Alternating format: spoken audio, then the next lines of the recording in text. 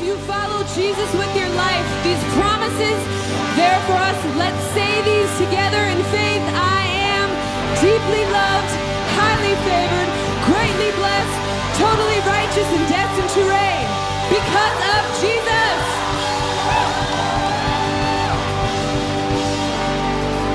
All right, guys. I'm going to invite someone on the stage in just a second, but before I do that, I was just told that there are actually so many people here that we are running out of room. So if you could do me a favor and just scoot in one if there's a seat next to you, that would be super great.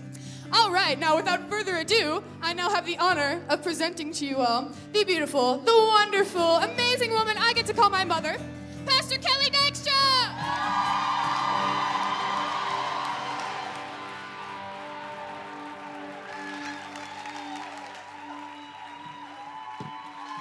Thank you.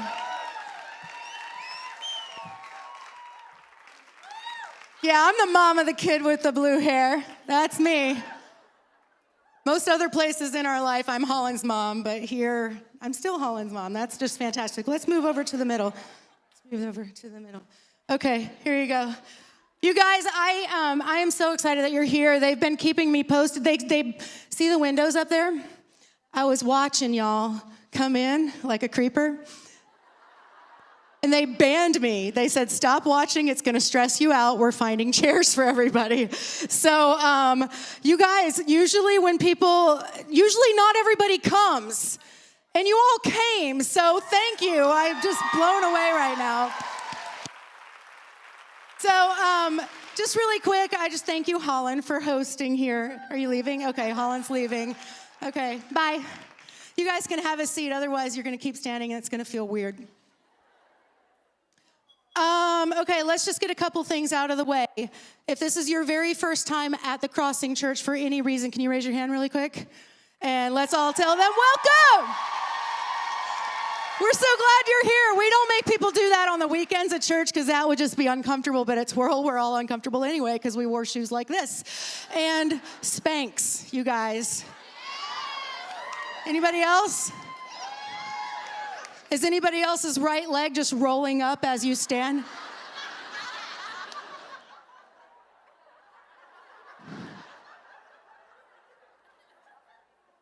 I'm just not gonna, thank you. I'm just not gonna go back and watch this video because I see things and it's disturbing. And you remember that one twirl where I called somebody pregnant and she wasn't? Okay, that's one reason. You're here?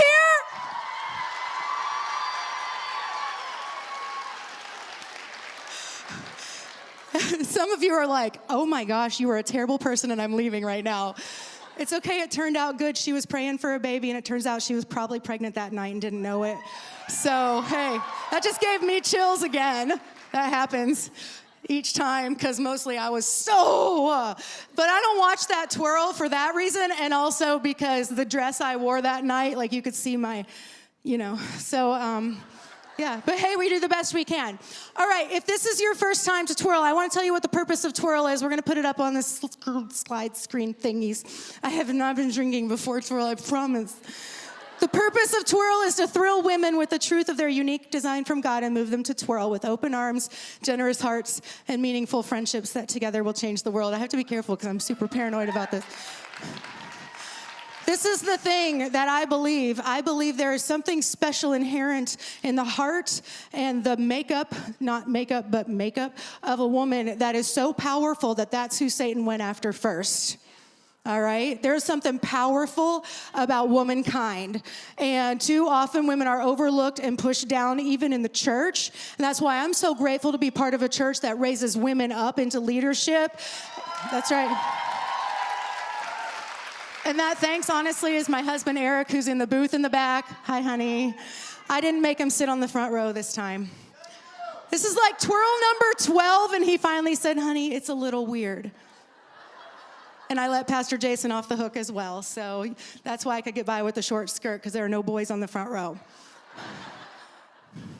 I found this quote, and it's pretty cool. It says this: if there ever comes a time when the women of the world come together purely and simply for the benefit of mankind, it will be a force such as the world has never known. Isn't that cool? And that wasn't some, like 20th, 21st century, feminist. That was this 19th century poet. Kind of a big deal. I love that so much. So my goal is to inspire you first to be confident in who you are, and then second to be able to look and see how God wants to use you to change the world, because we're all created to do something important in the world. So the theme for this twirl, we've had like 7, but we landed on Live Lovely. Everybody say Live Lovely. And here's why, because I'm releasing tonight a book called How to Twirl, and the subtitle, is that what it's called? It's called A Lovely Way to Live. And so I just realized that this book that I wrote is full of just life stuff, and just ignore that. And just ways that I have found that are lovely ways to live, so that we're not so stressed out all the time. Because I don't know about you, but I really struggle with being stressed out all the time, especially tonight. So we're just going to move on. So I'm going to sit here very carefully. I had a wardrobe malfunction last year, but you didn't see it, did you? Did you see it? I had a very short skirt on underneath an overskirt, and when you all were clapping for me at the beginning, I started to pull my skirt up and curtsy. And I realized that my skirt, when I pulled it up, it was dangerous. And there were boys on the front row, and then I went and did this. So anyway, okay, this is what happens at Twirl. Here's a question. How many of you have ever made a meal, and after the meal, made a meal? Oh, me! And after the meal, you realize you left something in the microwave or the oven. That's like everybody almost. Okay, the rest of you just don't cook, right? Okay. That's what I'm afraid will happen at Twirl. I'm afraid that when it's done and I walk away, I'm gonna be like, crap, I forgot that. My mom's watching on live stream. I'm sorry I said crap, Mom. I promise it's actually not the worst word I use. This is a safe place to say that because she's in Alabama and you all can protect me. No, actually she's in Wisconsin visiting my grandpa. She's awfully close. Never mind, I didn't say that. So this is what I'm gonna do periodically, is just kind of check and see what's going on. If you take pictures, first of all, silence your phone, because who wants to be that person like I was at my daughter's play the other night? Yeah. Ding! I was just trying to add to the, never mind. So silence your phone, but then if you take pictures and post them, can you use these hashtags, Live Lovely and Twirl 2017? Boom. All right? Cool. All right, so I'm on the second page now. We have a contest every Twirl to see what woman can invite bring the most friends to Twirl. We usually let her know ahead of time. This time, we forgot. Let's just be honest. So there are 2 very comfy chairs up here with the little journals and the feathers, the giveaways on it. So Sherry Naddison and whoever you like best, you come up here because we are going to celebrate you as the Queen of Twirl.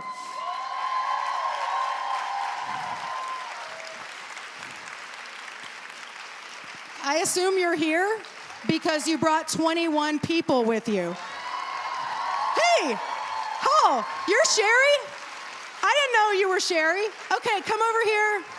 Actually, I'm gonna need a little help here. So Christy, can you help me? Because microphone and stuff. Sherry, you can, you get this. There you go. No, you can't hand it to her. You have to put it on her head. Oh, I'm sorry, you're right. You get an autographed copy of How to Twirl, as well as other things that we found to put in that bag.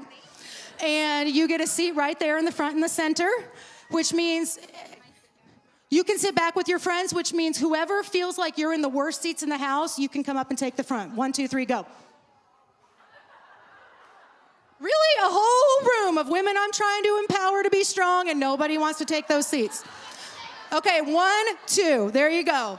Nope, this right here. She was already on her way. You already had a front row seat, girl. No, lady with the purse. Oh, you were right there too, Lisa. All right, there you go. There's your spot. Those are the moments that I'm like, All right, so now what we do as Twirl is we do segments, okay? So everything's kind of in segments. So we have a segment called Winner, Winner, Chicken Dinner. Everybody say, Winner, Winner, Chicken Dinner. Did anybody get in the back page of their journal a pink Post-it note that says, Winner, Winner, Chicken Dinner?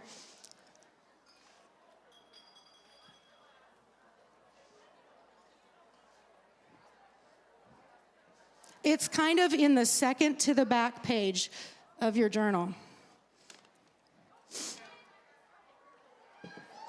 Woo! Okay, if that's you, come up. I just found this. Can you help me? Okay, there's one. Anybody else? Winner, winner, chicken dinner in the back. Oh, hey, there's you. Okay, come up. Come up on the stage. Hey, there it is. I can't find my stuff in here. I just thought it'd be fun to give you chicken dinner. Is that okay? Yeah. Okay, so have you heard of Pizza Ranch? Yeah. You should eat their chicken. Okay. $20 to Pizza Ranch. Eat the chicken. It's the very best thing. What's your name?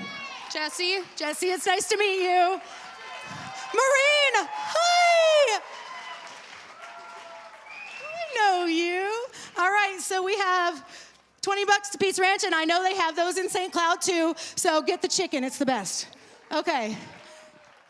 Anybody else? Winner, winner, chicken dinner? All right, cool. Do you want to come up? Oh, you are going to come right up. These stairs are treacherous. Okay, what's your name? Charlene. Charlene, it's lovely to meet you. I have for you a $20 gift card to Pizza Ranch, but don't eat the pizza, eat the chicken. Okay, so give Charlene a hand. She is winner, winner, chicken dinner. You're welcome. All right, it's funny, I have all this stuff in here. All right, is Julie Waldner here? No? Okay, well, Julie was the winner of the Kate Spade bag when we did the online contest. So Shannon, Winnie, why don't you come up and get this for Julie? And it is sweet, and I want to let you know I tried to steal it multiple times, but the Holy Spirit in my heart wouldn't let me. So you can give that to Julie. All right, I think those are all of our winner, winner, chicken dinner people. Nobody else? Nobody else got one? Later on, when you look in the back of your journal and find that one last sticky note, come and find me. How's that? Okay, cool. We had a contest for tickets. If you bought your ticket online in some space of time, you would get an autographed copy of How to Twirl. So these are going to Kimberly Haas. Come up here, Kimberly. Katie Richter. Amanda Latch. Amanda Schlenker. Did I say it right? Yeah, she says. And Jackie or JC Antoski. Hey, I tell you what, can you help me out? All right, there you go. Give him a hand. Thank you for getting your tickets online. Yay. I have a question, and there may be more than one, so just the first one I see. Is there anybody in here named Robin? Your middle name? Okay, is there any first name Robin first? Yell really loud because I can't see you. Your middle name is Robin? Okay, come up here. Here's the thing. I have a friend named Robin. She lives in Oklahoma. I was going to mail her a book, and I accidentally autographed 2 to her, so you get the other one.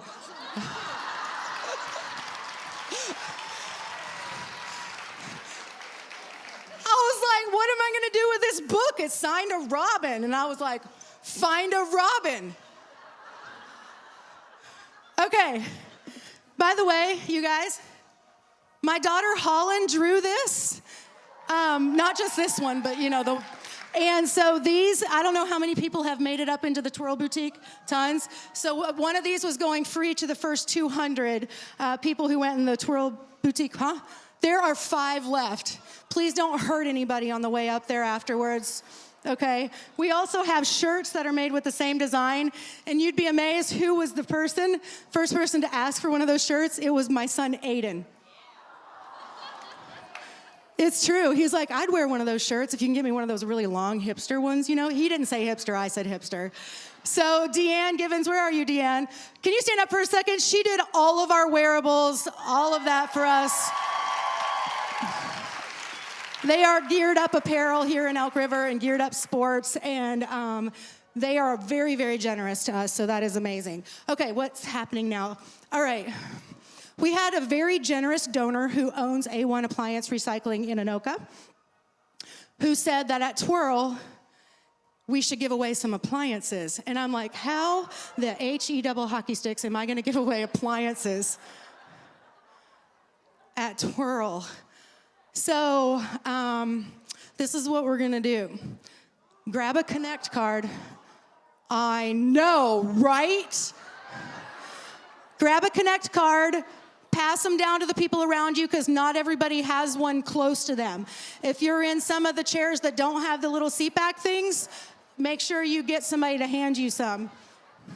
You do not have to give us all your info if you want to, but you need to put your name on there if you want to be in this drawing. And a phone number so we can call you. Actually, we'll draw it at the end. So you will find out tonight and you will have to carry it home in your Prius. I'm kidding, that's not gonna happen. All right, this is what you need to do. You ready? Everybody's eligible for this. Put your name and your phone number on your card. And if you would like to be entered in the drawing for the washer and dryer, put a W up in the corner nice and big so we can see it. If you would like to be in the drawing for this refrigerator, should we do R for refrigerator or F for fridge? F. Wow, who knew that would even be a question? You don't want that F in fridge. That's what Christy said. Sorry, Mom. Tracy, you were a bad influence on me. Okay, you got them? Now here's the deal. Hang on to those cards because there's a couple of things we're going to talk about tonight that we might actually want you to use. You might want to use those cards for as well. All right, we did the Pizza Ranch chicken. We did the purse to the winners. We did the books. We did that thing. Now we are going to talk for just a second about my book, How to Twirl, just for a minute. And I'm going to invite the two people who read the book before anybody else, Tracy Keach and Carly Phelps, to come up here. Can you give them a hand? And then I will introduce them. Is it dangerous to hold two microphones this close together? You guys. I've got this one. You got this one. Here you go, Carly Phelps. All right. Yeah, have a seat. Sure. Sit like a lady. Okay, Tracy Keach is the Director of Communications at the Crossing Church. She's also married to Pastor Jason, and together they are the campus pastors in Zimmerman. Yeah. Carly Phelps is married to Pastor Dave Phelps, who was the very first employee of the Crossing Church after Pastor Eric, and she is now the director of the Crossing College and has been for a year or so. My friend Tracy helps me publish books. I don't have time to try to find real publishing companies. We just do it ourselves because I figure I'm about y'all and not really all those other people. So, but then Carly is just really, really good at finding all of my errors. Do anybody else have a friend that picks out all your errors? I'm just kidding. I'm kidding. But they both offered to just share for a second, and this is a little bit of shameless promotion about the book, but here's why. I wrote it so people would freaking read it, okay? And because I would feel stupid promoting it myself, but I want you to know how it might help you. What it's okay? about. So I'm gonna give you guys 30 seconds each. Go. I'm just kidding, it's not that bad. You go. 1 minute each. Rock, paper, scissors. I'm just kidding. 1, 2, 3, go, Tracy. Okay, this is what I know. I think that Pastor Kelly also picked us because I'm just not gonna listen because this is embarrassing. We are probably the most grammar Nazi people on staff here at the Crossing Church. And it's kind of sick. I want you guys to know Not that when sick you in a good way. text me, you don't have to apologize if there's typos in your text messages. We do. I'm just saying. Right, that. Brooke? Okay, but getting to the book, this is what I want you to know also, is that Pastor Kelly and I have been friends for 13 years, I think. We're old. No, we're young. And we don't have any gray hair thanks to those stylists that took care of us today. But I get access to her wisdom and her humor, and just the fact that she's logical about things all of the time because she's my best friend. Reading this book is like sitting down literally with my best friend and letting her pour that wisdom into your life. And it's got so many things in it, and I'm sorry, Mom, I have to call you out, but my mom didn't do the cooking. My dad did the cooking in our family, and so it's got even things like that in there, like how to make chicken soup. It's just your Open go-to. the can and pour it in. No, like legit good. This lady taught me how to cut a green pepper years ago. I did not know how. I know that sounds ridiculous, but for real, like she's taught me so many things about raising my kids and having a good marriage and obviously leading a church or helping to pastor people. And all of that wisdom is in here.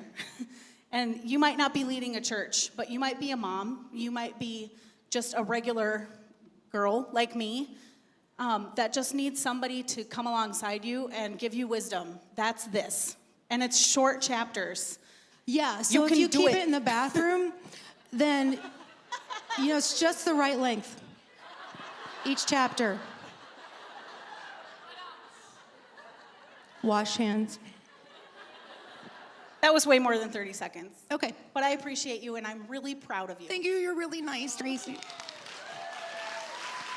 I couldn't do it without Tracy. That's a great way to start a sentence, but You wouldn't let me do that.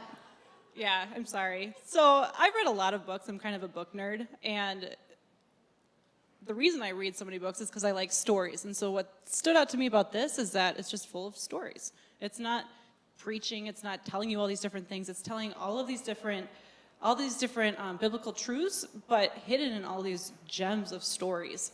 And there's something that's really generous about telling your story. Because when you tell your story, you are not just being brave and courageous and putting it all out there in a humble way, but you're also sharing all the wisdom that God's taught you. It also helps you to, when you read, it helps you to understand someone else's perspective. And so with this, it's not just getting all of the wisdom that comes from being a woman of God. It also is getting the understanding of all of your life experiences. And you have so many different things to offer, every single person. And for me, reading this is like, there's little different stories in there that talk about parenting. They talk about shopping and how to shop well, which was really helpful for me. And How to also- shed and get rid of all the junk in your yeah. house. And also the white sauce recipe was super helpful. I'm White like, sauce. duh. We did that at TWIRL. That came from TWIRL. Anybody else remember that? Yeah.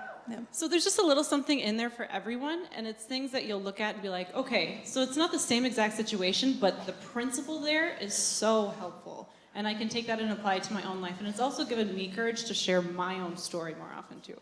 Thank you so much, Carly. I appreciate that a lot. We're gonna switch now to, this is just a hard shift, Oh no, that would be the clutch foot. Okay. Anyway, we're gonna switch to, thank you so much. I feel awkward in this moment, so I'm just gonna keep moving. We have a segment every single twirl called Born This Day. So what I need to know, not if your birthday was yesterday or tomorrow or next week or last year, is your birthday today? If your birthday is today, can you please stand up right now? Yeah, okay. 2, 3, 4. We have 4? Okay, cool. Is it just 4? Did I see all of you? No, stay standing. We have something for you. So stay standing. Okay, cool. All right, great. Was there one back there? Okay, cool. Carly, we have a special birthday. So if it's your birthday, you have to stay standing. Actually, you can come up here. But Carly, can you please go ahead and just walk right back there and introduce yours? You can take that with you so you can introduce her, but take this with you as well. We have a tiara. And you tell us who that birthday lady is right there. Okay. So this back here is one of my heroes in life. She is the mother of 13, the grandmother, right? That's enough in itself, but she also has 47 grandkids and 32 great-grandkids.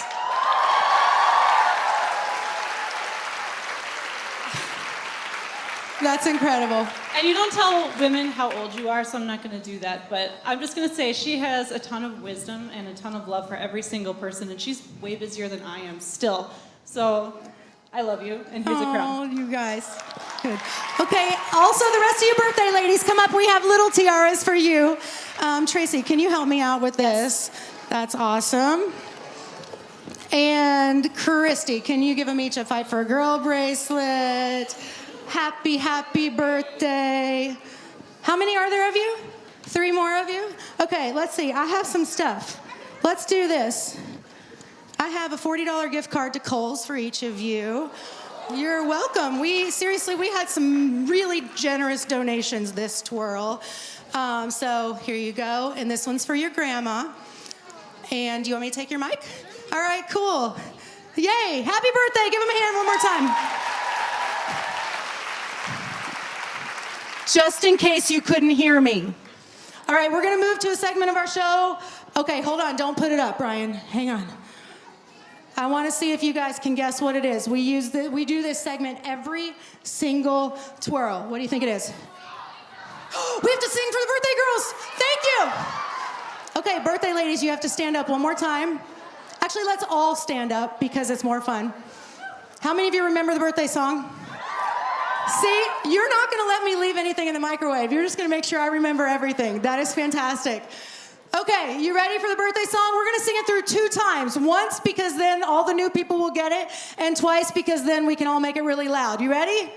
1, 2, 3. You were born this day. You were born this day. Happy birthday, baby. You were born this day. You were born this day. You were born this day. Happy birthday, baby. You were born this day. Give him a hand, everybody. Okay, you can sit. All right, what's the segment we're fixing to do? Not that one. Things that twirl. Everybody give it up for things that twirl. Every twirl, we do a segment called Things That Twirl and what we can learn from it. So this time, we're going to revert back to the very first Things That Twirl. Was anybody at the very first twirl, and do you remember what it was? You're close. I think the first one, it wasn't the toilet, was it? Okay. Okay, maybe I'm wrong. It was a dancer. Celeste, can you come up here real quick? Everybody give Celeste a hand. Dancers twirl. Okay, introduce yourself, and also, can we give it up for the dancers? I mean, weren't they phenomenal? Introduce yourself and tell them what your studio is, because this is your chance to promote your studio. I'm gonna make you. Ready? Go. I'm Celeste Gallrap. I own In the Spotlight in Rogers. Yeah, the 3 are other dancers that were up here with me, dance at my studio. And yeah. What's it called again? In the Spotlight. Everybody say, In the Spotlight. Okay, cool. So this is I'm shamelessly promoting my friend Celeste. Okay, Celeste, I want you to twirl for us, but where's a good place for you to do it? Over there? Okay, walk over there then. You've been practicing it over there, so you have to go over there. I can't shake it up. There's like a squishy pad here. This is a bad place. Okay, Celeste is gonna twirl and then we're gonna talk about it. So let's see. I can't do this. I'm excited. Don't twirl off the stage. Yeah!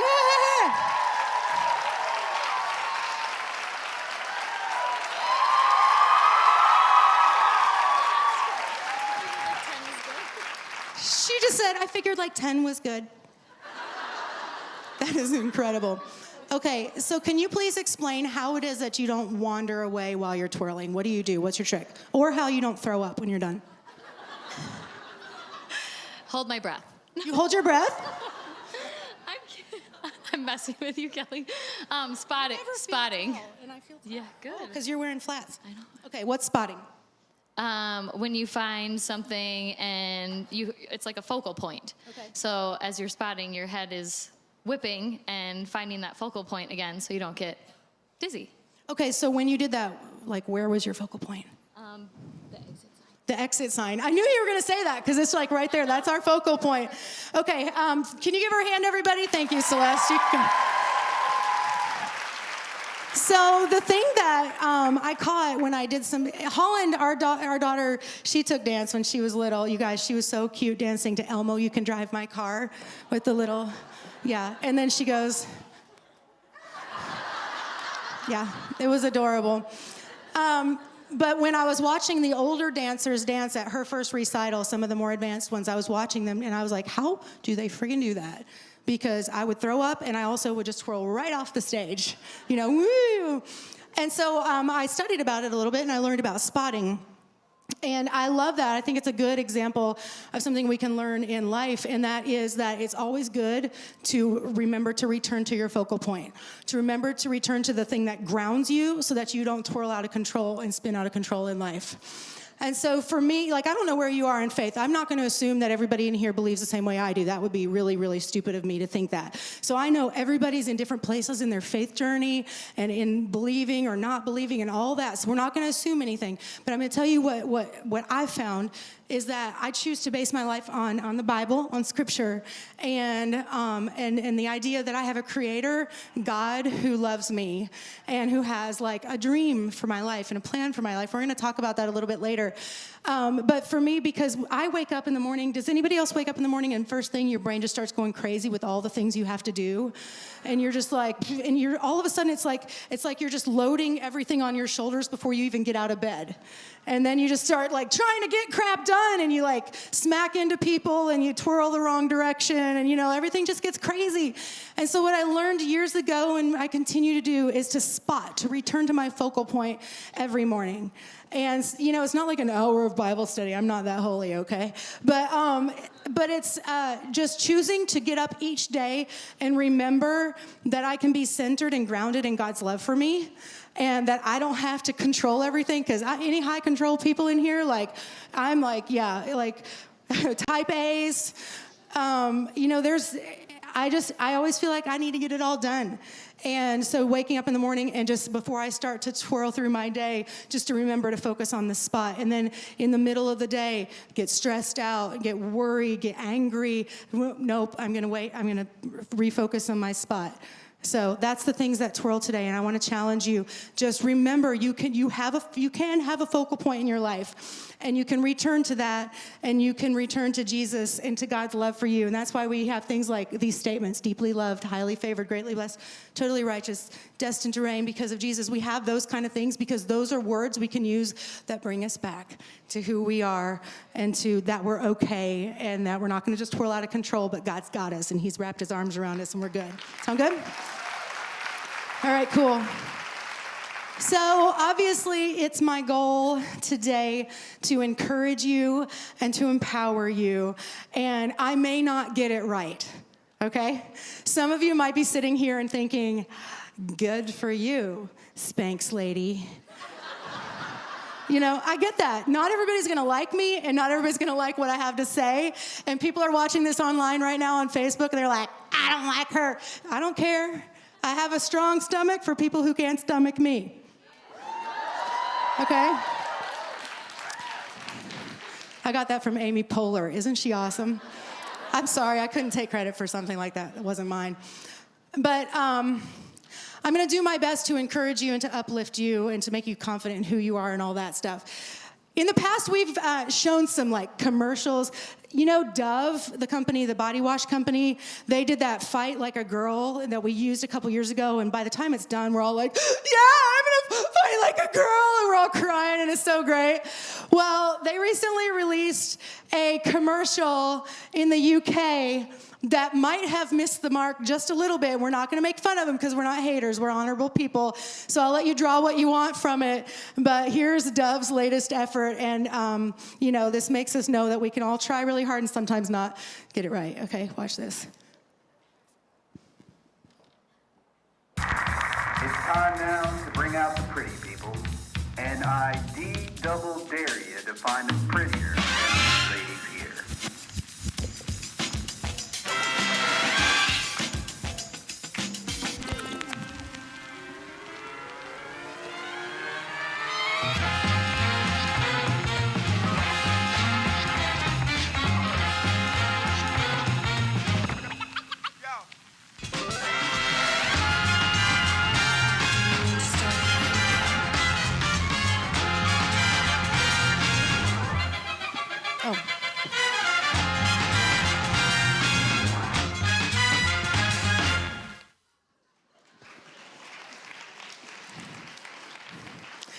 Okay, so I watched that, and I was like,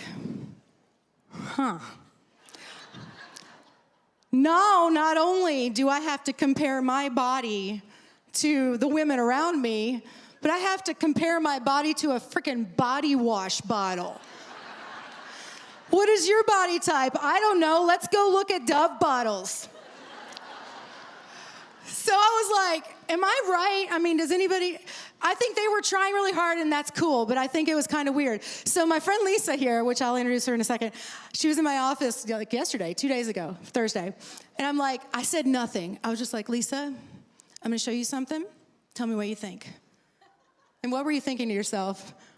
does she like this? Does she hate it? Am I going to offend her? Like, Yeah. So we just played it, and then I stopped and I looked at her, and she was like, I don't even know what you said, but she was very cautiously. She's like, I think they missed the mark. So the point is, we might miss the mark, but we're going to do our best to be able to encourage you today. So right now, the production and stage people are freaking out because they think I'm doing a cooking segment next, but the most current version here says that this is next, so I'm right, and you're wrong. Deal with it. I want to introduce, so you can advance to whatever slide says the names of these lovely ladies around here, and we'll come back to cooking in a few minutes. So you've already met Tracy. This is Christy Turner. Christy, you are never up here. Christy is never up here, but she runs the Crossing Church. She works very closely with Pastor Eric and I, probably too closely on many days if you ask her. But Christy's the director of operations at the Crossing, and she also is our assistant. And then on the end here, we have Lisa Snyder, and because as wives and moms, occasionally we are identified by who we're connected to. She's married to the man who was playing the piano and sang that amazing song at the beginning. That's Pastor Ted. Yep, that. Yo, get a room. I can't say that to them. They'll be like, okay. Later. Lisa Snyder is a business owner. She's an author. A couple of her books are up. They're in the shop and up in the boutique.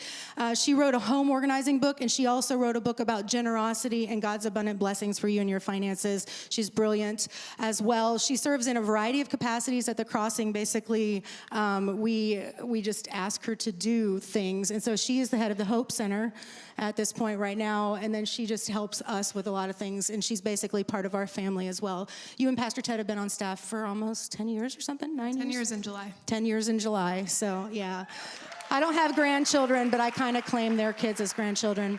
A couple years ago, we started an initiative called Fight for a Girl. Were you guys at the TWIRL that we did that first one? So Fight for a Girl kind of started to become a little more than just an idea about TWIRL, and it became something where we decided we wanted to use that platform or organize in some loose way to try to call or to empower women to rise up into the calling of freedom on their lives. And so the first year when we did Fight for a Girl, the theme at TWIRL, we raised money for Sam and Angie Platt, who fight human trafficking and rescue little girls in Thailand. And then we have supported some different things. So what I did was ask these three ladies to join me on the Fight for a Girl board so that we collectively can kind of make decisions where we want to go. We're still not really sure what all Fight for a Girl is about. And I'm pretty sure if you check our website right now, none of us remembered to update it this week. No, okay, so there you go. I thought about it and then I forgot immediately I thought about it. again. Lisa and I talked about it and decided you should do it. And then we forgot to tell you. So Lisa's going to talk a little bit more later on about the Fight for a Girl grant for the Crossing College. But right now, I just wanted each of these girls to we're just going to talk a little bit because, you know, to fight for the girls in our world, we first need to fight for ourselves because we have to fight from a healthy place, right? Because you can lose yourself in the fight. I mean, that's just the truth. So I'm just gonna kind of give these girls an opportunity to chat for a minute. And you know, sometimes things we do on the stage, like at the weekends or even TWIRL, are very shiny. You know, it's like all shiny and it's on purpose and stuff. But we just thought it would be nice to just share a little bit about our own personal lives for a minute, because I think we all have a lot of things in common that we can connect on. Because you can look at us, at the girl down the row, and you're like, I know nothing about her and we have nothing in common. But really, fundamentally, we have a lot of stuff in common. So Lisa, can you share with us your heart for women really quick for just a minute? Because I know you're all over it. So, my heart for women is to help women fight for themselves in terms of their finances. So learning not just how to put together a budget, but how to trust God in faith that He wants to be the one to provide for you, to take care of you, and that He cares about the things that He's put on your heart. And so learning the tools so that you can go out and do the thing that you care about, and also trust Him in the process, that He's the one propelling you and that His strength is behind you. I love that so much. In her book, Simple Generosity, Lisa uses the example of a river that God, you just explain it yourself, because I mean, I like explaining it, but you should do it because it's I'll do yours. it. The example of river is basically that each of us are rivers, and we hold one hand up to God, and he blesses us, and just one hand out to people, or whatever it is that he's called us to, and we just function like this. And water just passes through us, and provision just passes through us. And in the meantime, we're still provided for, and we're still taken care of.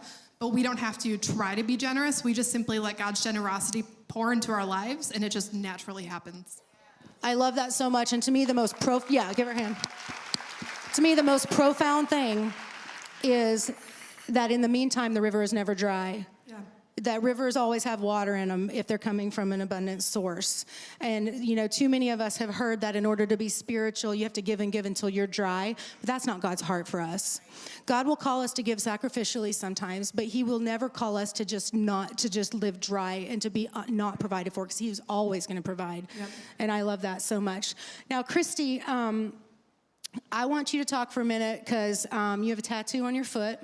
Well, you have a lot of tattoos, and also very tan.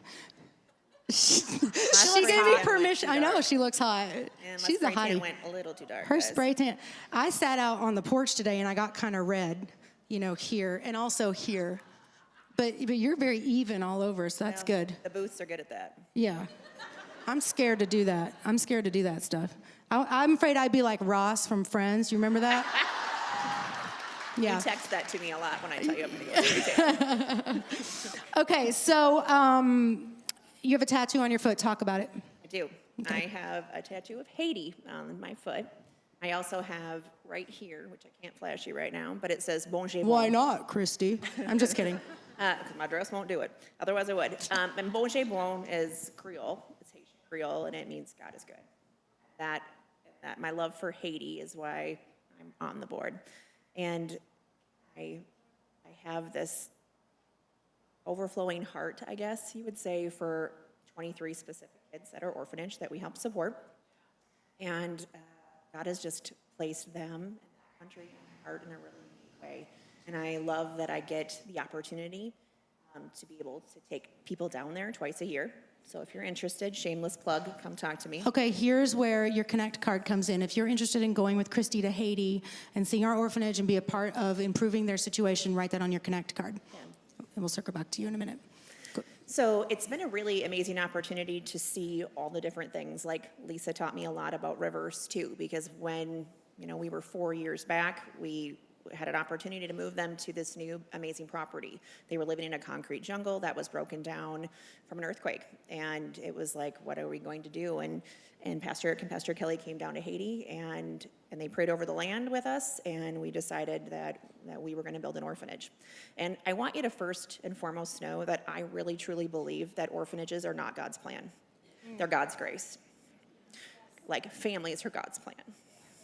And these kids sometimes have family members that are living but just cannot afford to take care of them. And so we do certain things to make sure that we help orphan prevention in Haiti. So we're not just going down there and acting like because we're white, we're right. And we go down and we invest in that economy, and we hire Haitian workers, and we invest in the things that are doing orphan prevention. So we put a lot of thought and heart behind every single thing that we do in that country. Very good.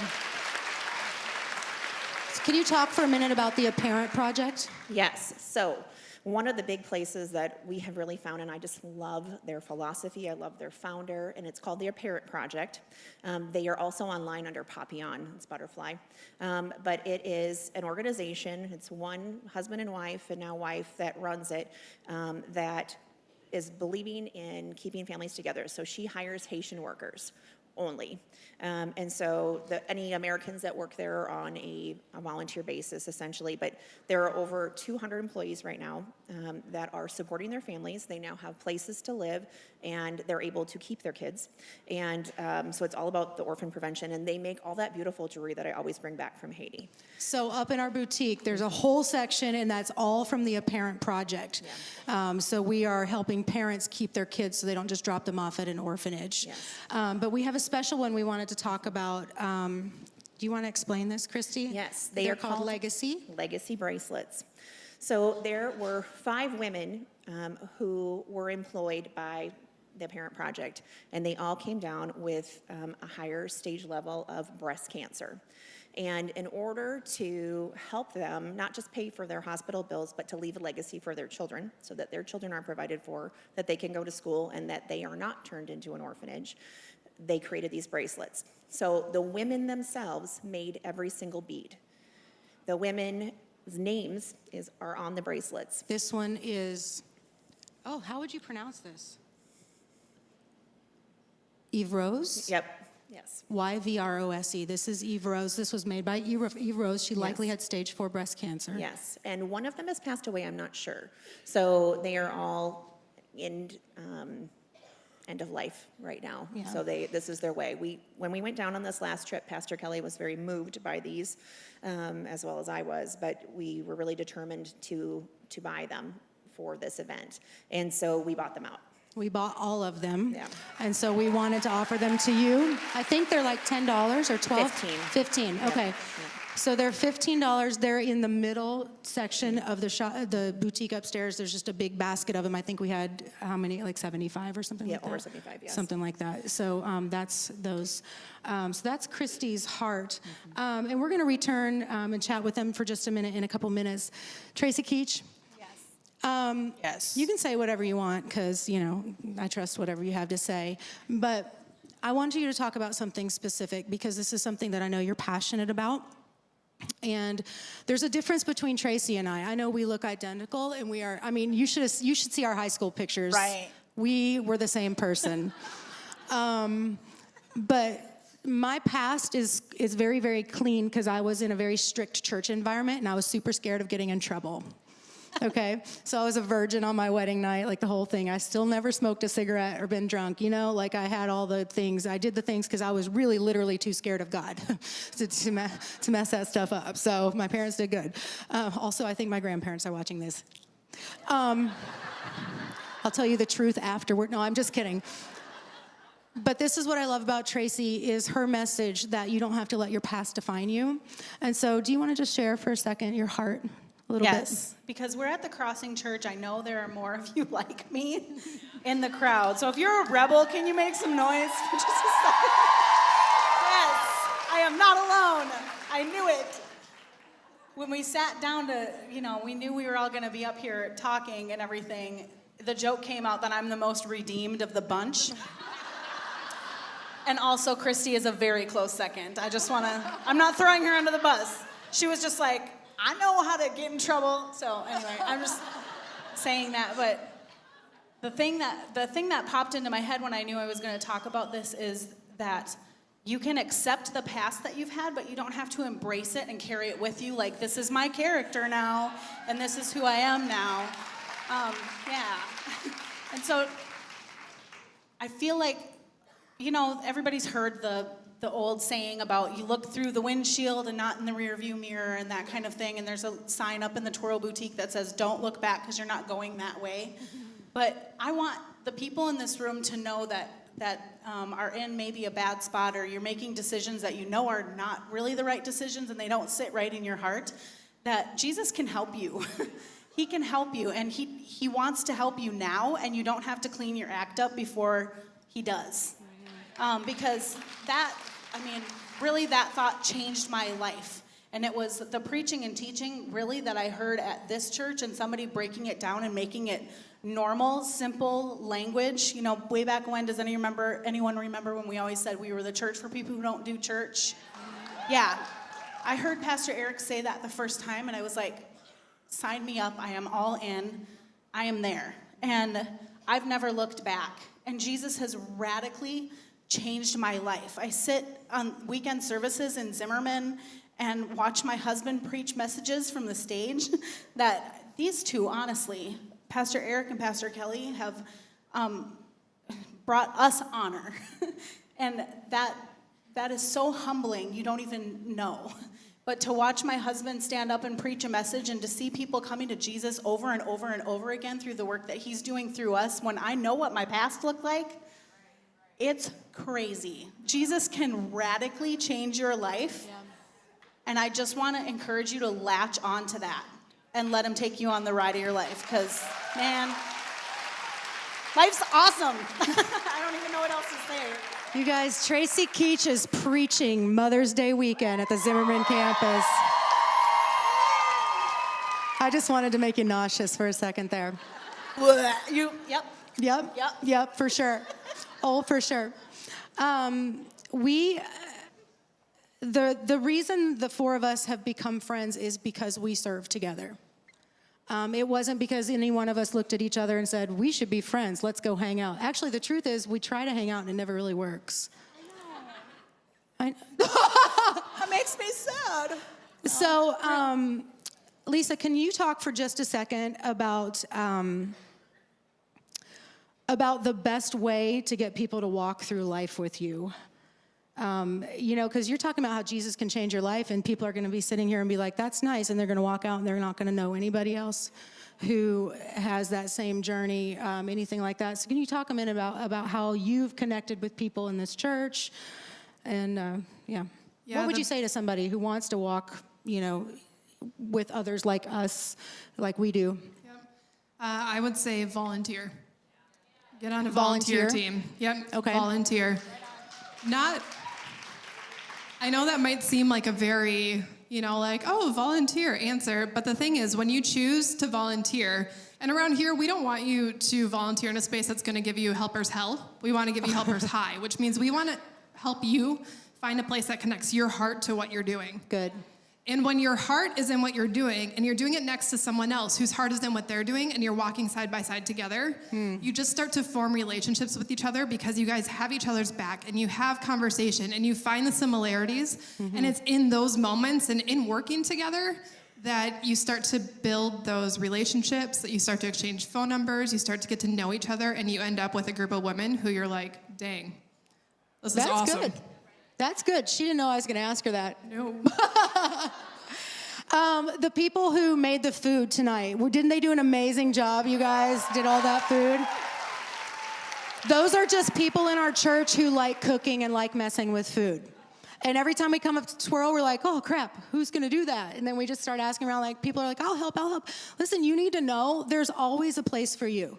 There's always a place for you to help. And if you hate it, like you put me in with the 8-year-olds. But other people, are you with me, Mesa? Yeah. Other people would be like, that was the best day ever. And I'm like, you're weird. But it's just God gives each one of us individually. So if you think, hey, maybe I should try that, grab your Connect card and mark the little volunteering box because there's actually one on there. But here's another thing. Lisa is teaching a class on budgeting. When is that? This summer? It's starting July 15th. It's Saturday morning. So it's Grace-Led Financial Freedom. It's 5 weeks long. And I'm really excited because it's $15 for the class. And what we've decided to do is if you're a single mom who wants to take a financial freedom course, if you attend all 5 weeks, we'll refund your money in the form of a grocery gift card. So if you're interested in just not like committing tonight, but if you want Lisa to call you when that class is getting ready to start. Information, no pressure. Yep. I'll just keep you, if July doesn't work, there should be another one coming up around January, so make a note and I'll follow up with you. Do you want their phone number or their email? Either one, whatever you prefer in terms of contact. There you go. All right, I want to talk to Christy for just a second because Christy this is hard to believe, you guys, because look how amazing she looks. But she's the same age as me, right? Or are you a year younger? Okay. So she's almost the same age as me, but everybody assumes she is 10 years younger than me because she's that cool, right? Holland just loves her, yeah. Christy, I would like for you to talk specifically to the single ladies for a minute. And you guys need to understand, Christy is not one to speak in public, but I made her. No, but I respect her so much because too many people think that being single is a bad thing that you need to fix. And so because of that, we hook up with the wrong people and waste a lot of time. And so Christy, can you just talk for a minute just about what God has taught you, like in the waiting or in the accepting or in the wherever you are right now? Yeah, just take, 16 seconds. I'm just kidding. I'm kidding. No, just take a minute or two. Okay. Well, I would say I'm definitely in the waiting, and I'm comfortable in the waiting because I feel like at 41, so that's how old I am. Just go a little closer. Little There closer, you go. thank you. Yeah. At 41, that it's worth the wait. If I've waited this long, he's gonna be pretty awesome, and he's worth the wait. And I would tell you that that sounds cliche, and that there's gonna be a lot of eye rolls, because there are a lot of really awesome guys out there, and you can waste a lot of time. And frankly, I have done where I'll let you take me out to dinner because I'll get a free dinner thing. And it's true. And I've made some mistakes. Like, I've learned some deep, deep lessons, you guys. I'm with you on this, I promise. I have a wedding dress in my closet that that's for sale if you're interested. You know, I learned a lot through that last relationship, that sometimes you can really feel like God's leading you, and you can really feel like this is the one, but you can't force it. And God will make it really clear when it's not. And the part that I want everybody to know is that you just need to listen. Like, when you are hearing, like, feeling that prompt or hearing that prompt from Jesus, just listen right then, because you will save yourself and that person a lot of time if you just do it right away, because it hurts more when you wait longer. And I learned that too. So it's not easy, but I really feel like there is this beautiful uncertainty that I am resting in right now, that I am just loving. Like, God has given me amazing friends, but God has given me amazing male friends right now. And there are a lot of them that are on staff and that aren't, but I just feel like God wouldn't give me this good of a friendship right now if he wasn't gonna give me as good or better husband. Ooh, that's good. Yeah. So I love that. I just feel like we can all rest in that, and that it's super important to build those kind of friendships. If you are hanging out with guys that you think really are dragging you down or aren't worthy of your time, that you really wouldn't consider marriage material, just, you should cut that out, because it's not worth your time anymore. Yeah. Yeah, good. I love that so much. I know that there were things that I just wanted to make sure. Lisa, I want to go back to you one more time. And this is because some of us were sitting around a table one evening, and we were talking about, like, conditions that we may have, you know, wiring our temperament, things that we struggle with. And then we want those things to define us. Yes, well, I'm diagnosed with this, therefore, you know, like, whatever that is. And Lisa said something that was so brilliant. I literally was like, stop! And I pulled my phone out and I typed it. Do you remember that moment? You do? And we were talking to our friend Becky, and she's smiling at me really big. And Becky was talking about something. I don't even really remember what it was about, but I just remember Becky was like, I think I'm dealing with this or whatever. And Lisa, we were all like, it doesn't matter. Like, God's still whatever. And I'm trying to say all these words that mean a lot. And Lisa just very calmly just goes, your condition is perfect for your calling. Can you talk about that for just a minute? Absolutely. When I was 12, I was diagnosed with Tourette syndrome. And that was, 12 is a really great time to have something awkward come up and to have something that's really noticeable to people. So I was diagnosed with Tourette's, and then as I grew into adulthood, I was walking with a friend in college, and she noticed a couple weird things that I do when I walk, which I'm not going to tell you so that you don't notice them. But she started asking me about my Tourette's, and then she said, I really think you might have OCD. And I was like, no, I don't. It's fine, whatever. And I went home and started looking online, and I found a medical place that I really respected. I took an assessment, and it came back, your OCD, it comes back in like a range. Like, you don't have it, you have a little bit, whatever. Mine came back, it's so high that you should really seek professional help so that you can get on medication if you ever hope to lead a normal life. You guys, I'm hearing this for the first time. I've never heard this. Oh, yeah. So, that was like that day for me. I went through a couple weeks where it was just crushing, because when a medical professional comes back and says you're never going to lead a normal life unless you get medicated and go through this therapy and da-da-da-da, it's like, oh my gosh, it's never going to happen. And at some point over the next few months, my brain kind of shifted. And I was like, you know what? I'm 20, 22, somewhere in there. Like, I've led a normal life to date, at least what I think is normal.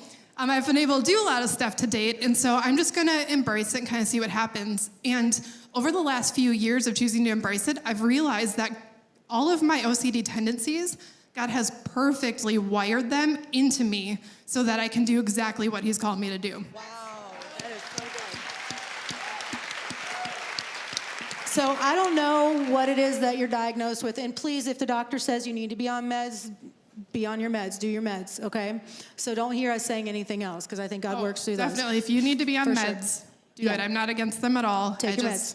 Yes. Yeah. But I just love that so much, because I think we look at the previous chapters of our life and think that they're going to be in the future chapters, just like you were saying earlier. And you know, our giveaway today, what we had on your chairs, and I know because we're in overflow, we actually sent Pastor Silas to the store to get some more journals. And we texted him, please get cute ones, but it's a guy, so who knows? It's a straight guy, so He sent me a knows? picture. Yeah, but he has good taste, though. He Well, sent he me a married picture. Becky. You'll be all right. Yeah. His wife says he's as close to a woman as you can. I am not going to say that. I like you, Pastor Silas, wherever you are. Anyway, so I believe if you're like in the back and you didn't get one, you know, whatever, they're going to hook you up. But we're doing the best we can. You guys, I can't believe all y'all came. This is just crazy. It's so cool. But the reason we gave you a journal is because to represent your life. Like, you think that your life is done being written, and it's not. There's a whole empty book ahead of you, and it can change today. So that's what we don't have to keep looking back. We can just look forward. There's a whole lot of fresh pages coming in. I think those are the things that we wanted to hit in that. So can you please give my friends a hand right now? We'll say bye. And now we'll stage, guys, if you can bring out my cooking stuff. We're going to do the segment called Cooking with Kelly. All right. Wow, there are so many microphones right here. I meant to sit down just then. Did you see that? Okay, hey, whoever printed my production sheet only gave me the first page. So somebody should probably find me the second page. All right, are you plugged in? Hey, thanks. Oh, you guys, look at this guy. There you go. Thank you, honey. All right. In the past, we've done a variety of different recipes and stuff like that. Yep, that's getting hot. That's cool. So this is what we're going to do today. We're just going to talk about a really easy recipe for sloppy joes. And what's cool about this is that I'm just going to hide back here and fix my Spanx.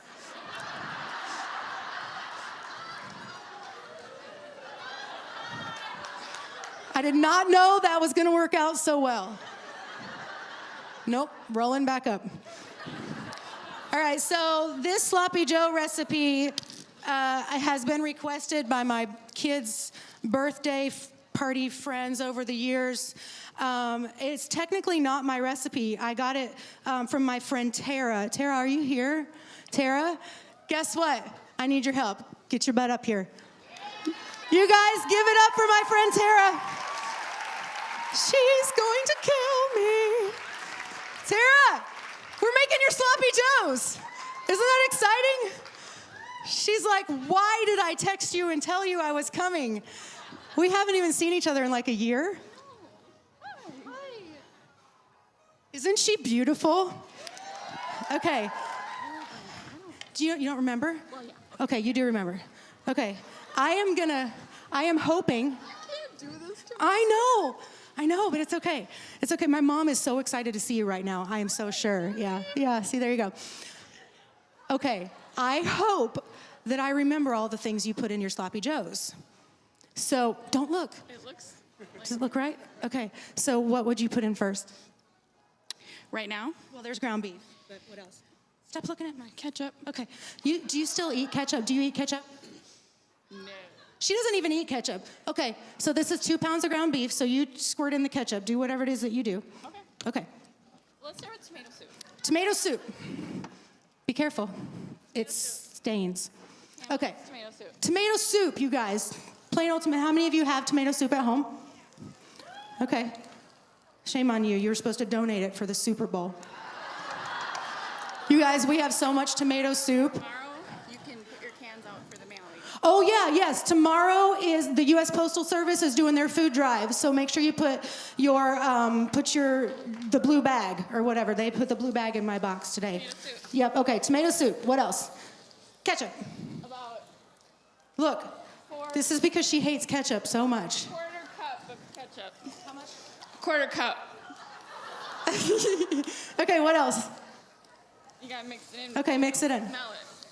You gotta mix it in so you don't smell it. I Sorry. don't like the smell of ketchup at all.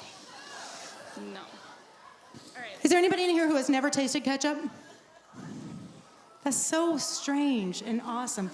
To me. Okay, okay. What else? Okay, brown sugar. I got it right, you guys. Seriously, we haven't talked about this recipe since our boys were in like 2nd grade or something like that. Our boys met in kindergarten in Zimmerman, and I was a stay-at-home mom at the time, and she was a fancy working lady who wore really cute clothes. And so, okay. About 4 tablespoons of brown sugar. And I'm totally winging it. Yep, that's what Depends on how sweet you like your sloppy joes. I like, not very sweet. Okay, what else? I did it right. Do you have vinegar? Oh, no, vinegar? Mm-mm, I didn't know that. So it's about, what would you say that is? Half a teaspoon. Okay, Okay. more than a half a teaspoon. So you kind of want a sweet, salty. I can't believe you did this to me. I know, it's great. So then now, Wait, you put mustard in it? nope. Oh. Does anybody need some mustard?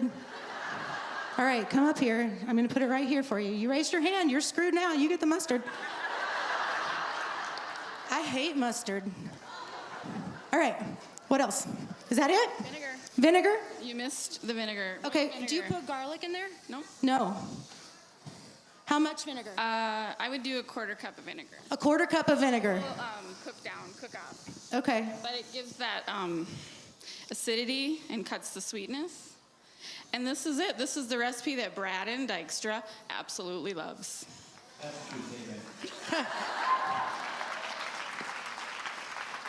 All right, so, sorry, gotta fix my Spanx. Just kidding. There's so much hair floating around right here from me. Possibly you. Doesn't she have the most amazing hair? Tara, there's a story about you in my book.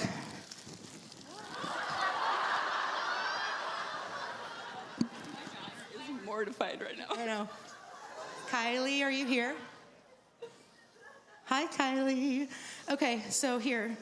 Okay. All right, so put it on a bun. It's been a really long time since I made these, but Okay, well, I think you're doing a great not at all job. what I expected to be doing tonight. Nope. She even paid to be able to do this. It's okay, I'll give you a gift card or something. Okay, who wants a sloppy joe? We have 1, 2, 3, 4. I think we have 8 buns. So, okay, Braden, if you want one, you have to come up and get it. I don't think they're going to be most amazing without vinegar, but we're good. Okay. Oh, here you go. Come on. All right, there you go. Wait, you probably want a napkin. Okay. We can do this. We're like lunch ladies. Are there any lunch ladies in the house? Yay for the lunch ladies. We need you. Oh no, they're gonna fight. Here. This is hilarious, Tara. Don't burn your hand. Oh my gosh, there's some hungry ladies here. We're gonna run out of meat. We didn't plan enough. My mom is dying right now. Just turn it off. There you go. All right. This is fantastic, Tara. You're doing a good job. On the spot. On the spot. There you go. All right. We didn't even get it on ourselves, on our clothes. I know. Okay. Y'all, we didn't wash our hands, so you eat at your own peril.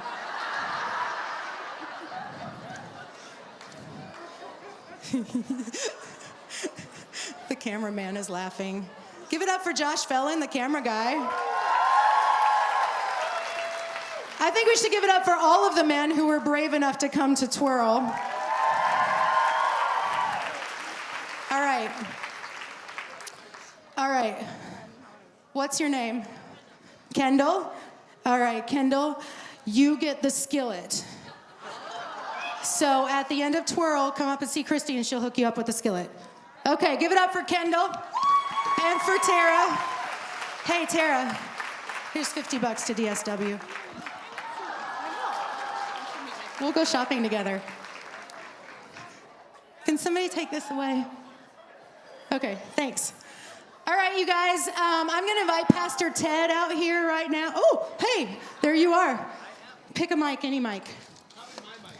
Well, I don't know which mic is yours. It doesn't say Ted on it. It says Lisa's husband. I'm just kidding. It doesn't. Stop defining me by who I'm married to. Tonight, that's it. Because that's you can tell it's my microphone because apparently I pick at it with my thumbnail and I chip off all the paint. It's disgusting. I mean, good. It's just, all right, Pastor Ted is out here to do the segment that we like to call Songs We Sing Wrong. Yeah, so we, every twirl, well, sometimes, whenever we think of some, we ruin a few songs for you. So that from now on, when you hear this song, you're gonna sing it wrong if you don't already. Okay? Which you probably do. Everybody sings these songs. Which you probably do. So we're going to start, and we rehearsed this one time a couple of days ago. It did not go well. It did not go well. I almost cried. Yeah. On stage, and then I went and cried backstage. Okay, yeah, we didn't know what we were doing, so we still are not quite sure, but I trust him. I practiced. Okay, he practiced. So you'll be fine. So we'll be fine. Okay. So what about this first song? It has something to do with your family or something, Yeah, right? I think Holland sings this song. When this song comes on in the car, and also I think it's a Guitar Hero song, right? So this is how Holland sings it. Ready? You know the song, right? Yeah. Smoke on water, fire in the sky. Come on, sing it with us.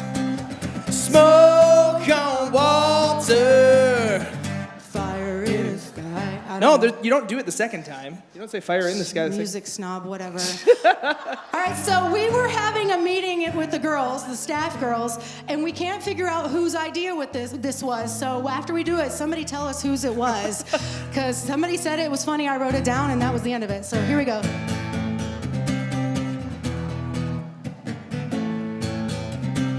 Here I am, raunchy like a hurricane. That's it, that's all we got. Was that you? That was Christy. Christy Turner. It's like a really stinky she is tornado. Raunchy like a hurricane. That's just raunchy.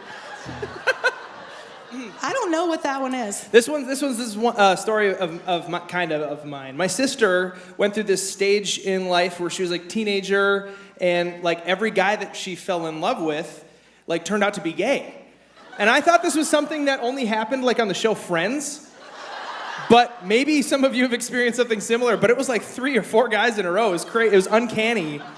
And so one time sitting around the dinner table, I came up with this one.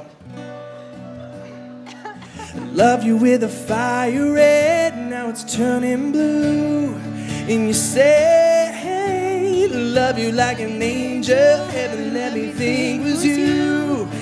And I'm afraid, cause it's too late, cause Paul likes guys. It's too late.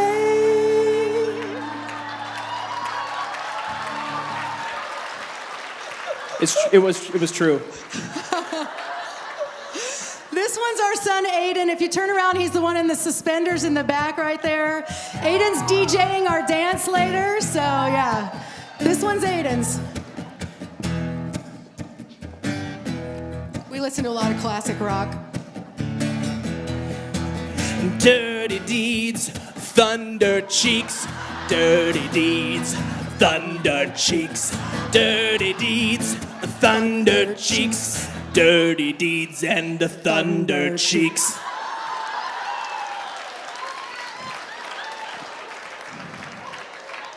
I think Thunder Cheeks has something to do with the next one.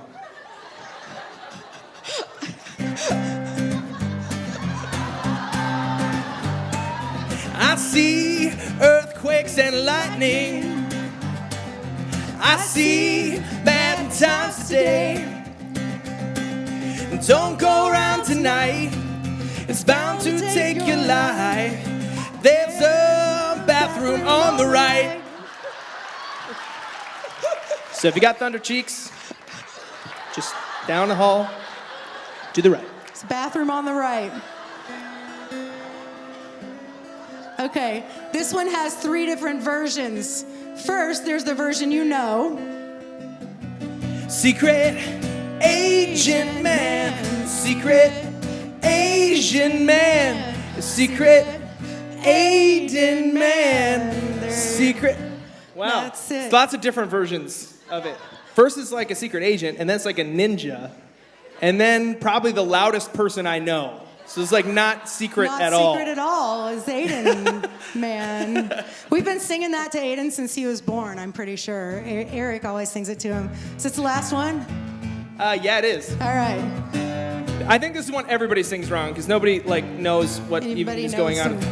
Joan Jett. I love rock and roll. Spend a bunch of time in the shoebox, baby. I love Rocky Rose. Come and take your time and dance with. I love rock and roll. Spend a bunch of time in the shoebox, baby. I love Rocky Roads. Come and take your time and dance with me. Give him a hand, everybody. Head. Ooh, okay. All right, a couple years ago, I started a segment at TWIRL called Good to Know, because every now and then I learn something that probably other people know about, but I didn't, right? So I thought maybe there are people like me who don't know about these things, and then I should tell you about them. And so since you're all stuck here listening to me, I'm going to tell you about them. So there's a couple things that I thought were really good to know. That's done. All right. So, okay, whew, good. All right, so I learned this year. People have been telling me about this for a long time, but I just don't like to spend a lot of money on things that aren't super, super imperative. But here's my problem. I like to not wash my hair. Does anybody else like to not wash your hair? Okay, great. So, I have a lot of hair, and when I wash it, it's very inconvenient. And I also, if I blow dry it, it's like, so I have to, the whole thing. So I will go like 2 or 3 days, and it still looks okay. But then my husband started telling me it does not smell very good. So, I mean, who goes 2 days at least without washing your hair? Okay, 3 days sometimes? All right, 4 days. Whoa, I love you guys. A week? Anybody go a week? I really thought there was just going to be that one girl who's like, okay, so when I got my hair done today, it had been about 5 days. Not now, I got it washed before I came. But you guys, I discovered dry shampoo. Who uses dry shampoo? See, everybody already knows about it. But I realized that it can disguise the smell of my hair. And so, all right, what'd you say? It's Febreze for your hair. That is exactly right. Okay, so this is what I found. Now my stylist friends are gonna scorn, but I just buy the Suave stuff. Thank you. All right. Is there anybody in the very, very, very back row? So if you're not in the very back row, if there's somebody behind you, it's not you. Somebody in the very, very back row who would like a thing of dry shampoo so you can go, all right, I saw your hand first, come on up. Yep, there you go, you see yourself. Yeah, very, very back row, very, very back row. There you go, come on, you know who, yep, there you go. Run, give her a hand, everybody. All right, so what we're gonna do is we are gonna give you some Suave dry, I can't bend over in this dress. Okay, but stay here because you also can get some for the 5 people that are sitting closest to you, okay? So she's like, hey, I'm trying to hold my glasses. Yeah, you got it. What's your name? Signa. Everybody give it up for Signa. All right, so that was good to know. Any stylists in the room? Stylists, yeah. Good job. Thank you for making us look good. Yeah. Is Sue Farber here? 'Cause she's a stylist. I just found that out. Come here, Sue. Come up here really quick. Sue Farber is a cohort coach for the Crossing College. Is that correct? Yes. Oh, you look hot. Holy moly. Come up here. I want you to say hi really quick. And she leads the cafe team. So she volunteers around here a lot. But she also owns... You own, what? Okay. Sue Studio One. Sue Studio One. Sue, you helped prepare the food today. You've done all kinds of things. She is a mentor to the Crossing College students as they go throughout the year so they don't feel alone. So that's amazing. She serves here all the time. She has a salon in her home, so she's a chick small business owner. Yay. And we found out recently that her washer and dryer in her salon broke, and so our friend Todd is giving you a new one. A stackable one. Stackable washer and dryer. Yeah, for real. And he's gonna hook you up. Like literally, he will hook it up for you, I suppose. Gosh, thank you. Yeah. Well, don't thank me, thank Todd when you talk to him. Okay, thanks, Todd.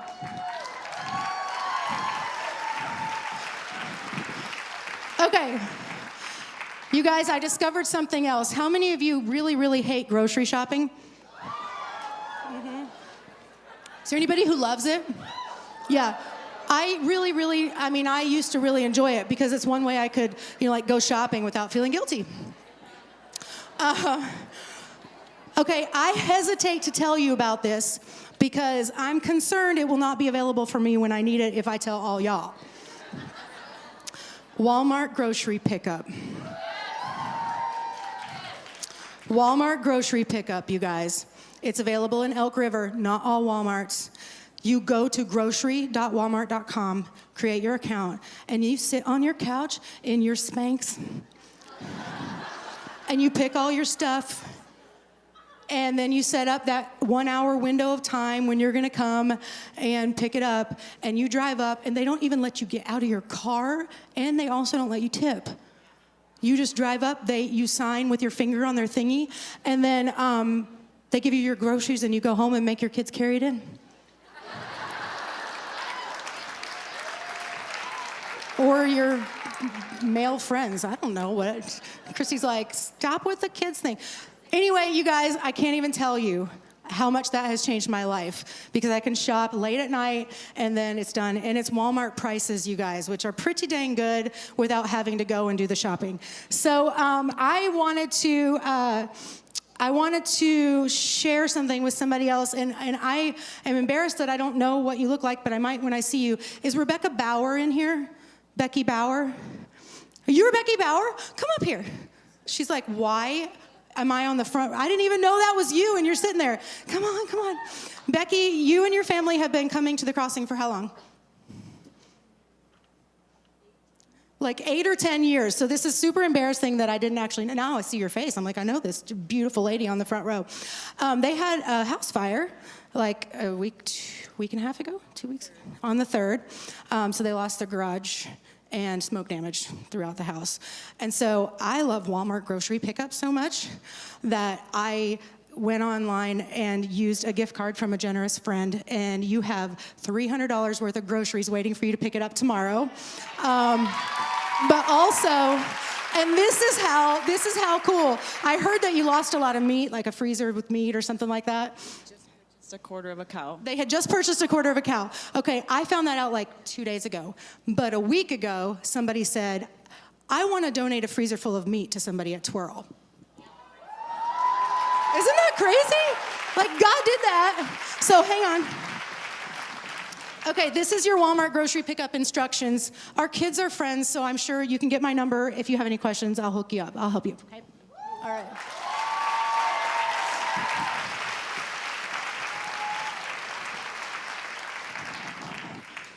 I can see the title of the next segment, and I can't remember what it's about.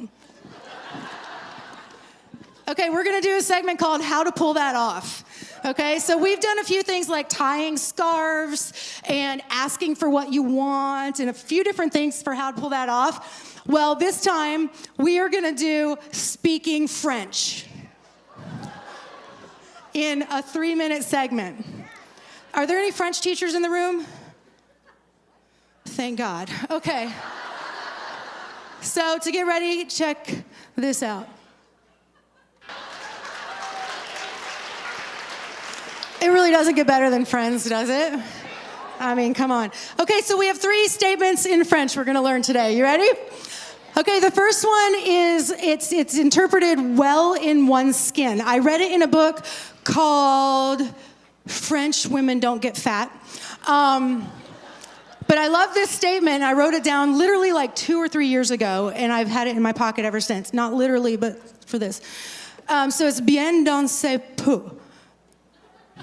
But because I'm from Alabama, I want to be like, bien dans ses peaux. So my son Aiden told me how to pronounce it, and I can't remember. So Aiden, will you please run up here really, really fast? Come on, hurry. He's gonna kill me. All right, bien, everybody say bien. Dans, sen, and how do we say poo? I have no idea. No, you told me what to do with my mouth. You said. It's like poo. It's like a poo sort of shit. It's like a ee. They're talking in my ear. It's like a ee. You gotta like arch the lips together. It's like Bien dans sen. Thank you, Aiden. So we have some shirts upstairs that say bien dans ses. And if anybody says, what does your shirt say? You can just be like, it means I am well in my own skin. That's good, right? So the next one you may have heard before, je ne sais quoi. Je ne sais quoi. And it means, I do not know what. No, I really don't know what it means. No, I'm kidding. That's actually what it means. So it's like, there's a certain je ne sais quoi about her. Right? So I do not know what. Now, if you saw Beauty and the Beast, there's actually a little joke about that in there, like, je ne sais quoi. He's like, I have no idea what that means, or something like that.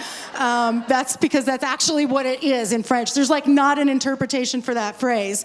So when you think God is doing something in your life, but you don't know what it is, you can just be like, je ne sais quoi. I do not know what. So here we go. Je ne sais quoi. Okay, there we go. And then the one that Christy uses on occasion, c'est la vie. That means such is life. Or WTH, who cares, whatever, c'est la vie. All right, I'm gonna invite my daughter Holland up here. Can you give her a hand really quick? We were talking and we decided, well, I asked her, you can sit if you want to.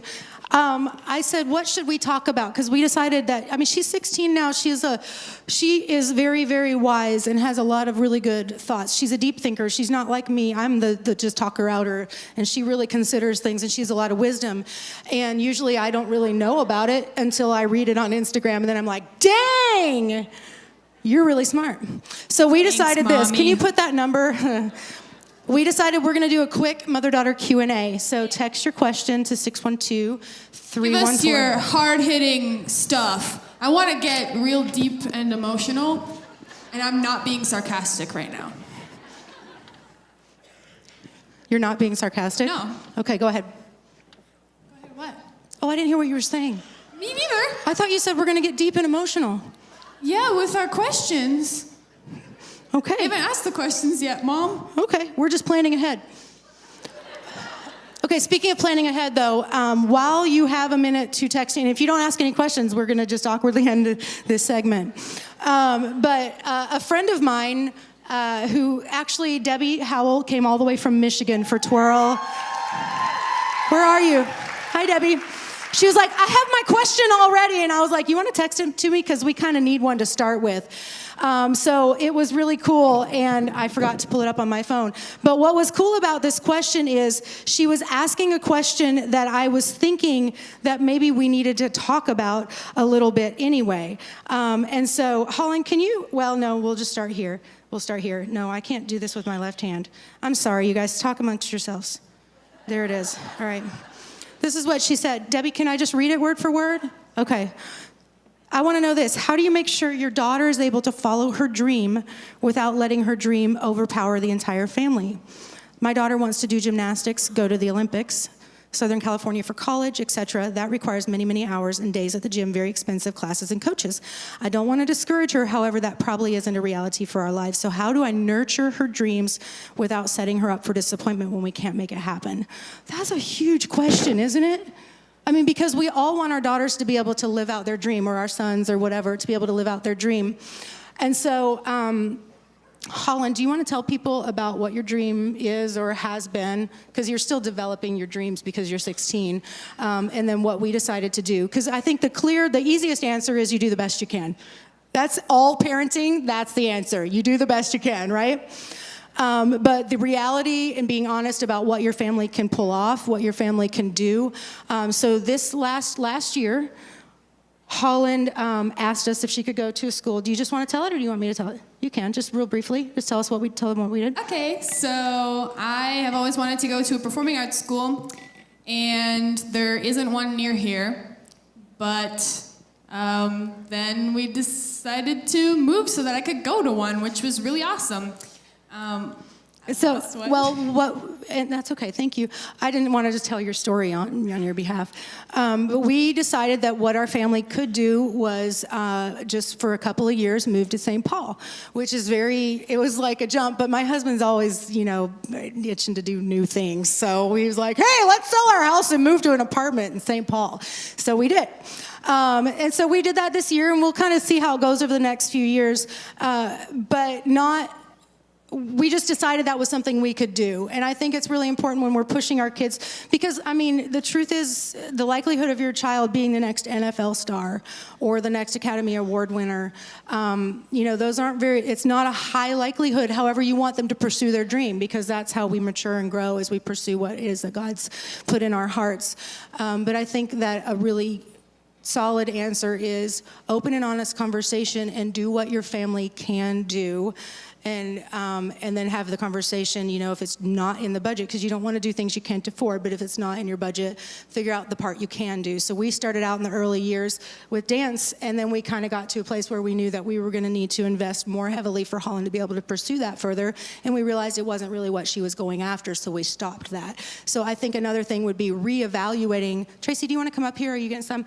Reevaluating regularly what those dreams are and what the next step might be. I'm going to say something too. Okay. For teenagers / young people who still live with their parents and still live under their parents' rules, for me, being okay with not always being able to do what I want to do is understanding that my parents' lives are not my lives. We may live in the same house, but my parents still have dreams that they're trying to accomplish, and I'm not going to be the one to tell them that they can't do that, because since I'm their child, it's my priority now.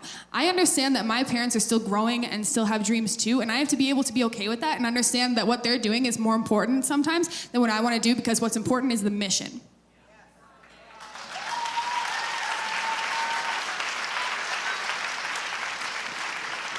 That was good. Did we get any more questions? We got a lot of questions. So we're only going to have... I wanted to do an interview. I'm so excited. Okay. So fun. Okay, I'm gonna put these two questions together. First one is, how does your hair look so fabulous, Holland? And the next one is, what does Pastor Kelly really think of Holland's blue hair, and would you do it yourself, blue hair? Okay, you go. First of all, #no promo, but Arctic Fox hair dye is amazing, just saying. It never fades. This has been in for 4 weeks, and it's wonderful. Yeah.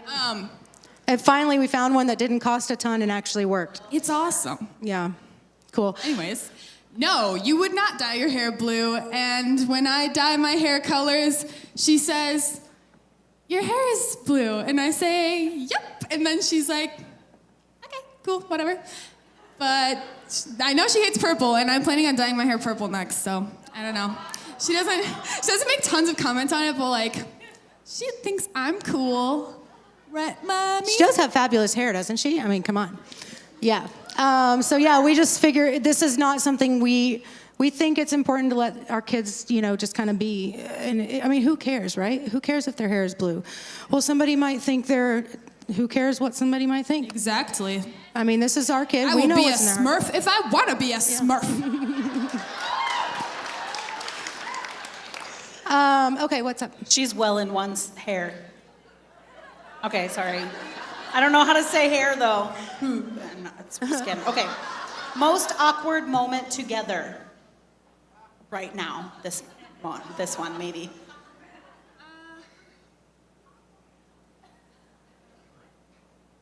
My mom's usually the one who does the embarrassing things. I don't ever do embarrassing stuff, so. Holland's way cooler than I am. I don't think we have any major awkward moments that I can think of, except maybe this one right now. I think it's because we don't think we're awkward, but everyone else around us does. Yeah, we think we're funny. That's what it is. I think you're funny too. What do you do on the days when you don't get along or are getting on each other's nerves? So, my mom and I are very different. I know that we're alike in a lot of ways, but our personalities are literally black and white. They're drastically different most of the time. And so the best way to go about that, if there's a lot of tension or if we're fighting or something like that, which we don't ever fight, just kidding. The thing is, all we have to do is communicate. Like, I know that you don't usually think this way, but this is my temperament, because we use temperament profiles, is this. So this is how I feel when you say something like this or whatever. Or my mom says, well, this is how I function. So right now, this is how I'm feeling. It's literally all you have to do is communicate. And then if you're both annoyed at each other, just be like, okay, we're both annoyed. We need to just like take a break or something. Just say what you're feeling. Don't just spew crap everywhere, Yeah. So I don't know. What do you think? I think that's right, because if I say something that offends her, like yesterday I said something that kind of hurt your feelings, so she got that look on her face, and I was like, oh, come here, let me hug you. And she's like, I don't want to hug right now. Her love language is touch, and mine is very much not. So when she feels like she's done something wrong, she's truck up. That's what hers is. So when she feels like she's done something wrong, she's like, a hug will fix it. And I'm like, that's not going to fix anything to me. Yeah. So just communicating and understanding one's needs, I feel like, is really important. That's all I have to say about that. And just recognize that we're different. Like, my solution to her problem is not going to be her solution to her problem. That's been like a big one we've been working on these past couple months. Because she'll bring a problem to me, I'll be like, this is what you need to do. And she's like, that won't work. And then I get mad because she keeps saying that won't work. And I'm like, look, I'm old and smart. Parents, sometimes your child doesn't need you to fix their problem. Sometimes they just want support, and that's it. And cookies. Yes, support and cookies. All right, you ready for this one? Maybe. How did your mom explain the birds and the bees? Do you remember? If that's awkward, we'll move along. Brothers are in here. I don't even remember. Do you? You didn't actually. Oh, okay. Actually, we were in Colorado, and I was in 3rd grade, and you wanted to buy me a bra. Yeah. And we were walking to the Walmart. That's right. Because we were on vacation. The Walmart. And she said some unrepeatable things, and I went, no. And then that was the end of that conversation. That was about it. She goes to public school, man. What am I going to say? I don't know. Can you date yet, and do you have a boyfriend? I do not have a boyfriend. I can date. Hi, Dad. I can. Just being honest, being personal, I'm not the type of person who really likes to date a lot. I'm very selfish. I focus on myself a lot, and boys annoy me if I'm being quite honest. She has brothers. So, yeah, I love my brothers, but like, boys are really annoying most of the time, if I'm being real. So like when the right one comes along, yeah, I'm gonna be ready for that. But you know when people say like they're not looking for a relationship? I mean, I am not looking for a relationship, but if the right one comes along, I will take that, you know? If they ask your dad first. Right. Okay, one more and then we gotta be done. All right, what is the biggest thing you disagree about?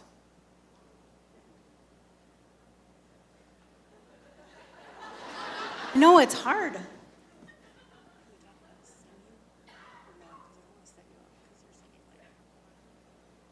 I think whoever asked that stumped them. She can't say that. I'm not letting her say that.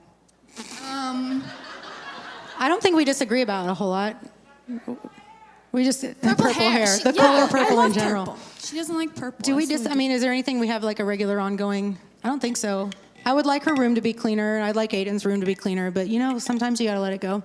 You got to let it go. I clean my room like every day, but then the next morning I have to pick a new outfit. Then my room, there's no more floor. Okay, you know? one more. One last one. Should we do one more? Should we do one more? A Okay, really one more. good one. All right.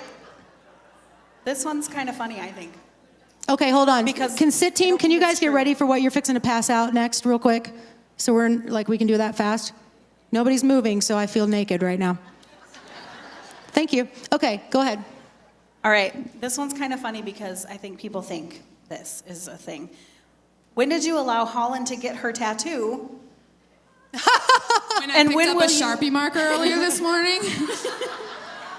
Did you do it? Is it on? Yeah, so this is the flower that's on those shirts and bags, y'all. Oh, yeah. So It's a I draw this Sharpie on tattoo. my wrist That's the /arm like answer. all the time. It's my doodle, and so that's why it's on the stuff. So it's not a tattoo, but Right. when she It could be one day.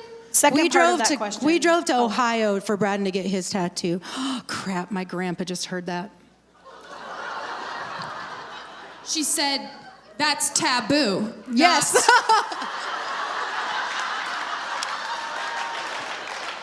Okay.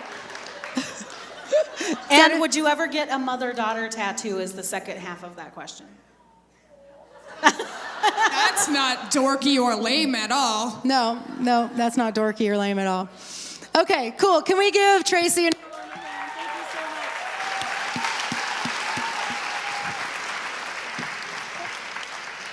Okay.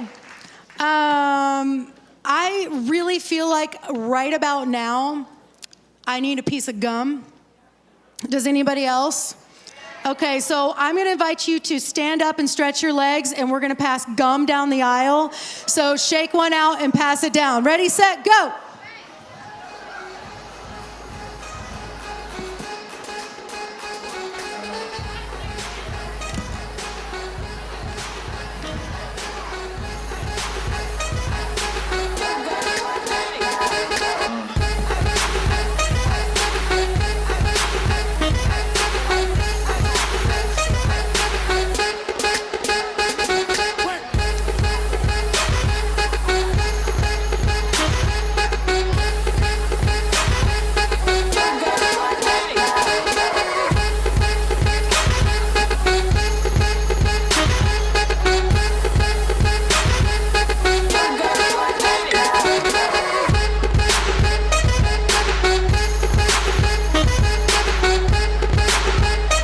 We tried to think of a clever name for this segment.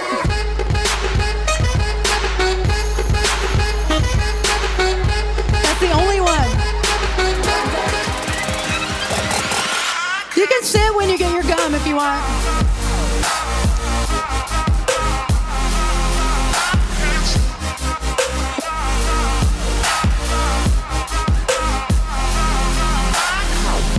It's funny how many lemonade bottles keep getting picked over. That's awesome.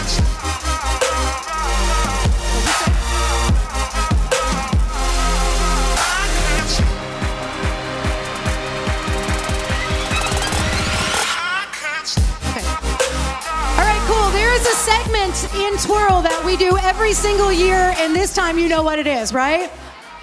What is it? It's that Proverbs 31 chick. Yeah. So Proverbs 31 has all these ideal characteristics of the ideal woman. We hate her because who can be all that? So every year we just take off a little chunk, and I've asked my friend Lisa Snyder to talk about that Proverbs 31 chick this year. So give her a hand, everybody. Thank you. I'm so excited to be talking about that Proverbs 31 chick. I go in waves with her. I'm like, I either love you because you're inspiring when I'm in a really good mood, otherwise we're just not really friends. So it's pretty great. But okay, does anyone like watching like TV shows where it's like, look at the life of a celebrity or an actor or a sports fan, and there's like this theme that goes through? Does anyone like that? You know, and they'll say like, this person has always been, and there's like this little thread. As I was reading this, I realized a really cool thread about the Proverbs 31 chick, and I just wanted to share that with you. Cool? Awesome. The theme that I noticed is that she's always bettering the world around her. She's always bettering. I consider goodering, but I thought Tracy would die. So I'm sticking with bettering. But here, I'm gonna give you a few examples. She seeks wool and flax and works with willing hands. So she takes like raw materials and brings raw materials somewhere better. She provides food for her household, so she takes her kitchen and makes it better. She considers a field and buys it, and from her profits plants a vineyard. Vineyard on a land, better. She strengthens her arms, so she makes those better. I don't have the guns, or else I'd show them off. And she reaches out her hands to the needy, so she betters people's lives who can never better hers in return. And she makes linen garments and sells them, so she betters fabric. And then she makes sashes and sells them to business people, so she betters business people's lives, which betters her financial situation. And it says in the future she'll rejoice in the time to come. Now here's what I liked about the idea of bettering. When I enter a situation, I like to ask, how can I make this good? And good is so stressful. It's such a heavy weight on our shoulders because I'm like, really? I can have a conversation with a friend, and if they're going on something, if something bad is going on in their lives, there's no way for me to actually make it good, right? So if I ask the question, how do I make this good right now? I'm owning other people's problems, I'm owning situations, I'm owning things that are of no control of my own. Has anyone felt that way? Like I just don't have the ability to make stuff good. But I can always make something better. And so what I want to encourage you tonight with this Proverbs 31 chick is not to look at every single thing that everyone else is doing, that they've already accomplished at the end of their life and you're seeing the highlight reel, but just as you go through life and you're talking to a friend, or you're in your home, or you're trying to budget, or you're at your job, just ask, what's one thing that I could do to make this better? Better is easy. And better is something that we can do because it's not like us trying to fix it all or have all the answers. Better is us relying on God to do the good. And that's all it is. So I'm really excited for tonight because last year at TWIRL, we raised money specifically for a Fight for a Girl grant. And this allowed one woman, a single mom, to attend the Crossing College and get her associate's degree in church leadership and ministry this last year. And we were able to cover that. So first of all, I want to say, ladies, if you were here last year, thank you. Thank you, because over the last year, you've been bettering someone else's life, and you had no idea. And so I'd like you to be able to watch this movie, or this quick video, from our Fight for a Girl grant recipient, Melissa. I remember that I felt trapped for a long time, and I didn't have a sense of self, or a bigger sense of worth as well. And I felt like I was just kind of scraping by for a while. You know, with the 2 kids and working full time, trying to make ends meet, it was, there just wasn't a sense of wholeness. I grew up north and northern girl, northern Minnesota, so I had a pretty strong foundation for being, you know. I lived in the southern area of the Twin Cities for a while. And then I ended up moving actually to Elk River and Zimmerman with my 2 kids just last year. I work full-time, go to school full-time at the Crossing College, and I do the director of discipleship groups. Believe it or not, I was looking at the Crossing College before I knew about the Fight for a Girl grant, and I had it on my heart to go to the college. And it was incredibly scary because I knew that, you know, being the single mom and trying to support my family financially, I was like, how is this going to happen? And am I going to be able to do this, afford it, you know? And learning about the grant, it was like, okay, this is a God wink. I absolutely have to go for it. I have to apply for it. And just knowing what Fight for a Girl stood for, I remember getting the call, and I was at work, and I think it was just a few weeks before starting school, and I remember the conversation and how overwhelmed I was on the phone. In fact, I think I fell to my knees and broke down in tears because it was just, it was so much provision, like a light that just shined, and it was like, yes, you are meant to go to college. You are meant to do this. There's a reason why, and God's gonna get you through it. And so, say thank you. I would say thank you for giving out of your heart. This goes to something so much more greater than you ever recognize, because I not only found education, but I found my worth, and I'm doing something more for my family, and I'm doing something more for my community, and I'm doing something more for our church as a whole as well. I wish I could hug each and every one of you. That's what I would say. I would wrap my arms around you and say thank you, thank you, thank you. Your love has increased my love for others, and also for just knowing Jesus as a whole. If you're thinking about contributing, it's not just to a monetary scholarship. This is so much more than monetary. This is another woman's future. It's another mother, another daughter, another sister who is able to recognize her potential and able to step out in faith. And there is a saying in the 21st century that if you educate a boy, you educate a boy. But if you educate a girl, you educate a village.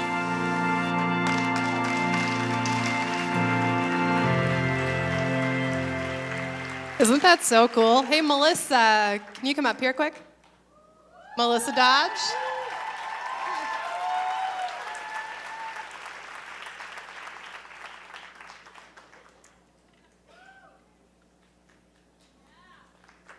Yeah, there you go. Happy graduation.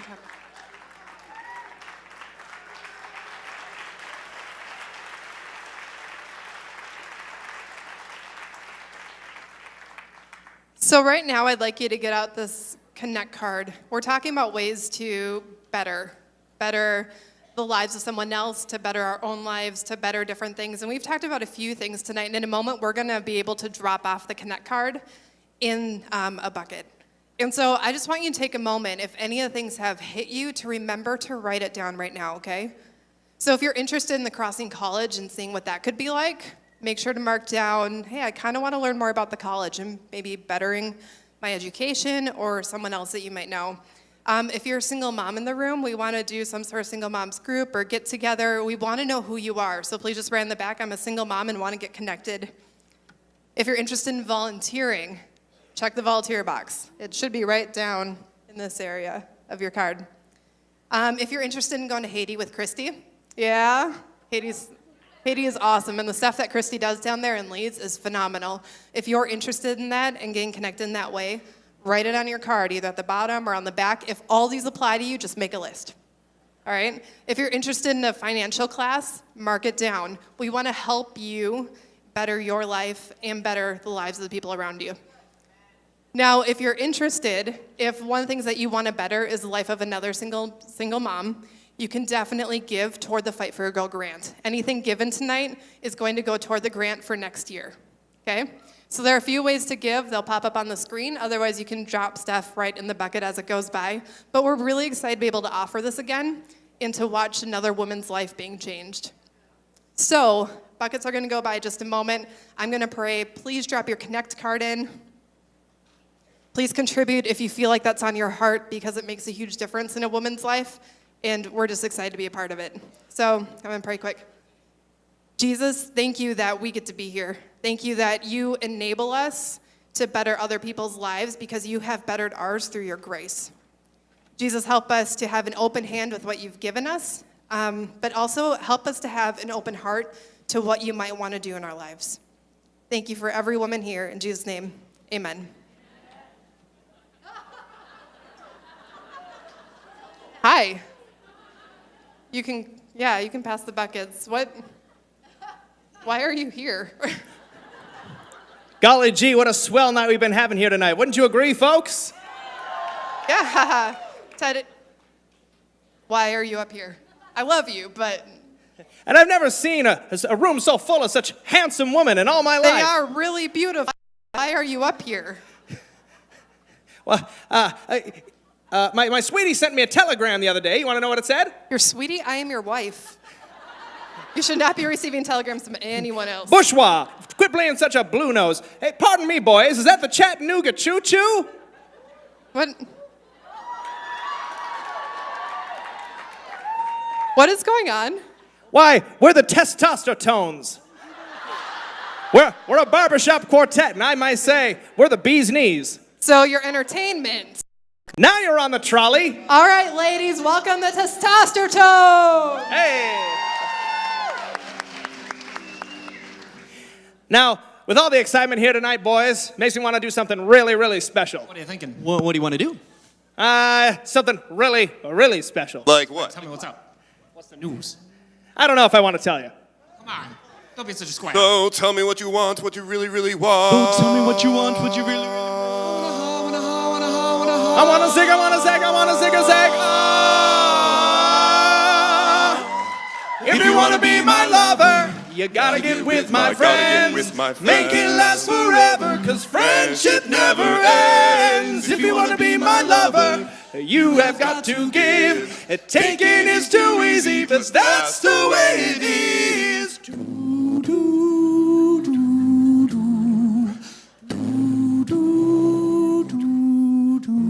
Hello, it's me.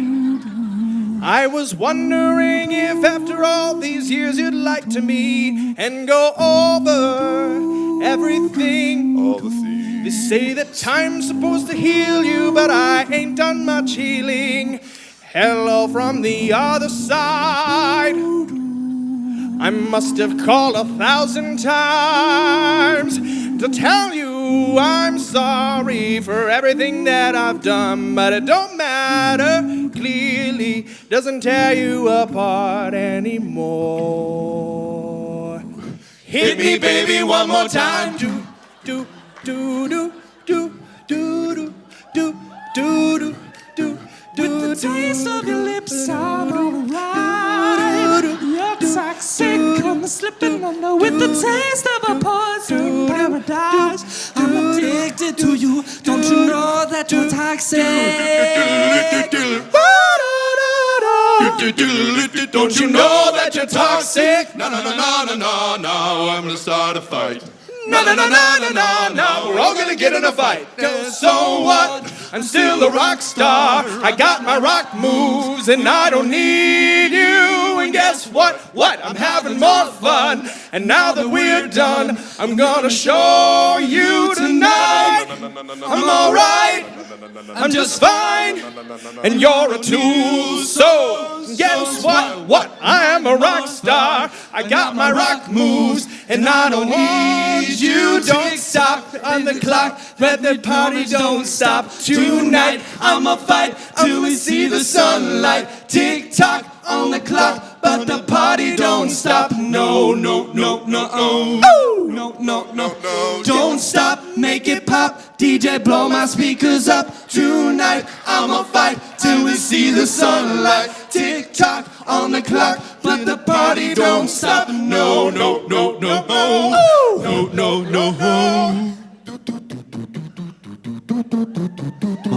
Whoa, whoa, whoa, whoa, whoa, whoa, whoa, whoa. Poker face. Carry mine. No, you can't read my poker face. She's got to like nobody. Carry mine. No, you can't read my poker face. Come on, body, let's go, body. I'm gonna swing from the chandelier, from the chandelier. I'm gonna swing from the chandelier, from the chandelier. I'm gonna fly like a bird through the night, feel my tears as they dry. I'm gonna swing from the chandelier, from the chandelier. Bye, bye, bye. Don't wanna be a fool for you, just another player in the game for two. You may hate me, but it ain't no lie, baby, bye, bye, bye. I don't wanna make it tough, I just wanna tell you that I've had enough. Might sound crazy, but it ain't no lie, baby, bye, bye, bye. Might sound crazy, but it hit me, baby, one more time.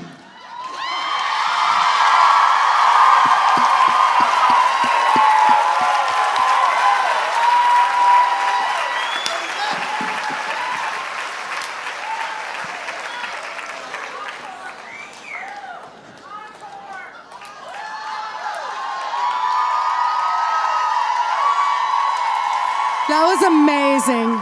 Thank you so much. Dude, they are so talented, aren't they? I mean, to do that, that's incredible. That is incredible. All right, so as we wrap up tonight, I always take a few minutes at TWIRL to just speak into our hearts just a little bit. This is a church, after all. Where'd you think you were coming? But you know, as I just want to talk about your story for a second. Just think about your story and where you are in your story. I'm going to sit for a minute here because I can see my stuff better that way. But you know, your story is still being written, and I don't know how you feel about your story right now. Maybe you feel like you're stuck in your story, like one chapter of your story changed everything, and when you wake up every morning, you just relive that chapter. Have you ever been there? It's like Groundhog Day, right? Who hates that movie? Thank you.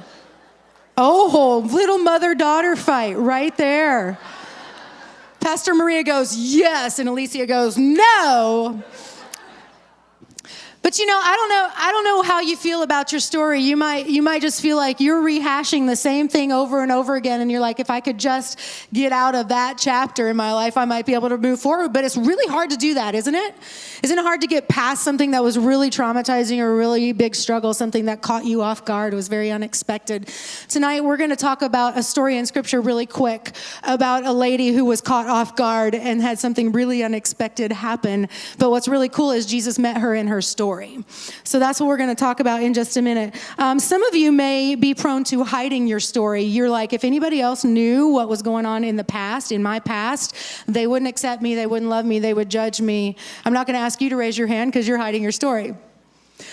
But some of us, we hide our stories because we are afraid of what other people are going to think about it, or it's just not comfortable for us. Some of you are determined to have the most amazing story ever. And so you go to bed every night disappointed that your story wasn't as awesome as it should have been. I know that feeling. You got ideas and you got dreams and you want to get somewhere and you try really hard to write your story that day, and you go to bed and you wake up and the pen is still clutched in your little fist so you can get up and start writing again. You can start going forward in your story, and you're determined that it's going to be awesome. And for some reason, your perfectionism does not always bring about perfection. Isn't that crazy how that works like that? I'm not going to pretend that there's not somebody here who there's not, okay, double negative, Carly, sorry. The truth is there's somebody here who's thinking about ending your story. Okay, I've been in this business long enough to know that in the room this size, there's at least one person who's thinking about ending your story. And you came to church tonight because you thought maybe something would help. Okay? I know that because over the years we've had people hand us the bullet that they were going to put in their head, but they decided to come to church and give God a shot. Boy, a shot was the wrong word to use in that moment. Pun not intended. Funny and also quite sick. We look at our stories differently, right? Like we all have a story, but we look at it differently. And some of you may think, none of those fit me. I just don't think my story matters. Maybe you just feel like a character in somebody else's story. Don't raise your hand, but there's an awful lot of us that are like that. I am just a character in somebody else's story, is how some of us feel. And you know what? That was me. I decided a long, long time ago to let my Creator be the writer of my story. I gave my life to Jesus, and I decided that the best one to control my story and to write my story would be my Creator, God, because I believe Scripture as it says that God created me and He created me for a reason, right? Psalm 139 says this, "You watched me as I was being formed in utter seclusion, as I was woven together in the dark of the womb. You saw me before I was born. Every day of my life was recorded in your book. Every moment was laid out before a single day had passed. How precious are your thoughts about me, oh God." I read those verses. I believed them to be true. I was very young, and I said, I'm going to trust that God has a good plan for my life, and I'm going to let Him write my story. If you have done that with your life, can you make some noise right now? Sometimes it's nice to do that because it's good to draw faith from people around you. Okay? So I decided to let God write my story, but when I got married at age 18, how old was I? 19. I got married at 19 years old, and I didn't even know who I was, like at that age. And so basically I just kind of skated along and felt like I was just a character in my husband's story. But a few years into being a pastor's wife at this church, I kind of had a crisis moment. I was in Texas. I was listening to a preacher preach, and he talked specifically to the pastor's wives. And he said, you know what? Your story is not just about your husband. God has a calling on your life too, and your story matters. And I was sitting there going, he's talking to me, Like that moment when you just are like, this was just for me. Nobody else is in this room except me right now. And I just knew that was for me. And that moment started something new in my life, that I was going to realize that my story was about what God wanted to write for me to do in this world and not just somebody else's. So today I want to challenge you, if you're catching your identity, if you're finding your identity in the people around you or your relationships and all that, hey, don't hand them the pen to your story, okay? Keep it in God's hands and let Him write it, and understand that you have a story that's just for you, okay? So I don't know. I just maybe I want to be that Texas preacher for you tonight. I'm an Alabama preacher who's just going to say to you, you have a story and it matters. And you might not think it does, and you might not think it's even a very good one, but it matters. I didn't think I had a very good story until I sat down and started writing a book, and I was like, I got a lot of stuff to say about my story. You'd be surprised how much you have in your story that matters so much. So today, I want to challenge you to let Jesus meet you on this page, wherever it is for you, and let Him start a new chapter in your life. Everybody say a new chapter. A new chapter sounds good, doesn't it? Not getting stuck in that old one, but a new chapter in your life. So we're going to read a story in Scripture. It's from John chapter 8, and here's how it goes. I just think there's something sticky on my shoe, and it seems like it's gum. And I'm not sure how it got here. It's probably from one of those testosterones. So I'm taking off my shoes, because otherwise I'm going to be like this. Here's what you need to know about your story.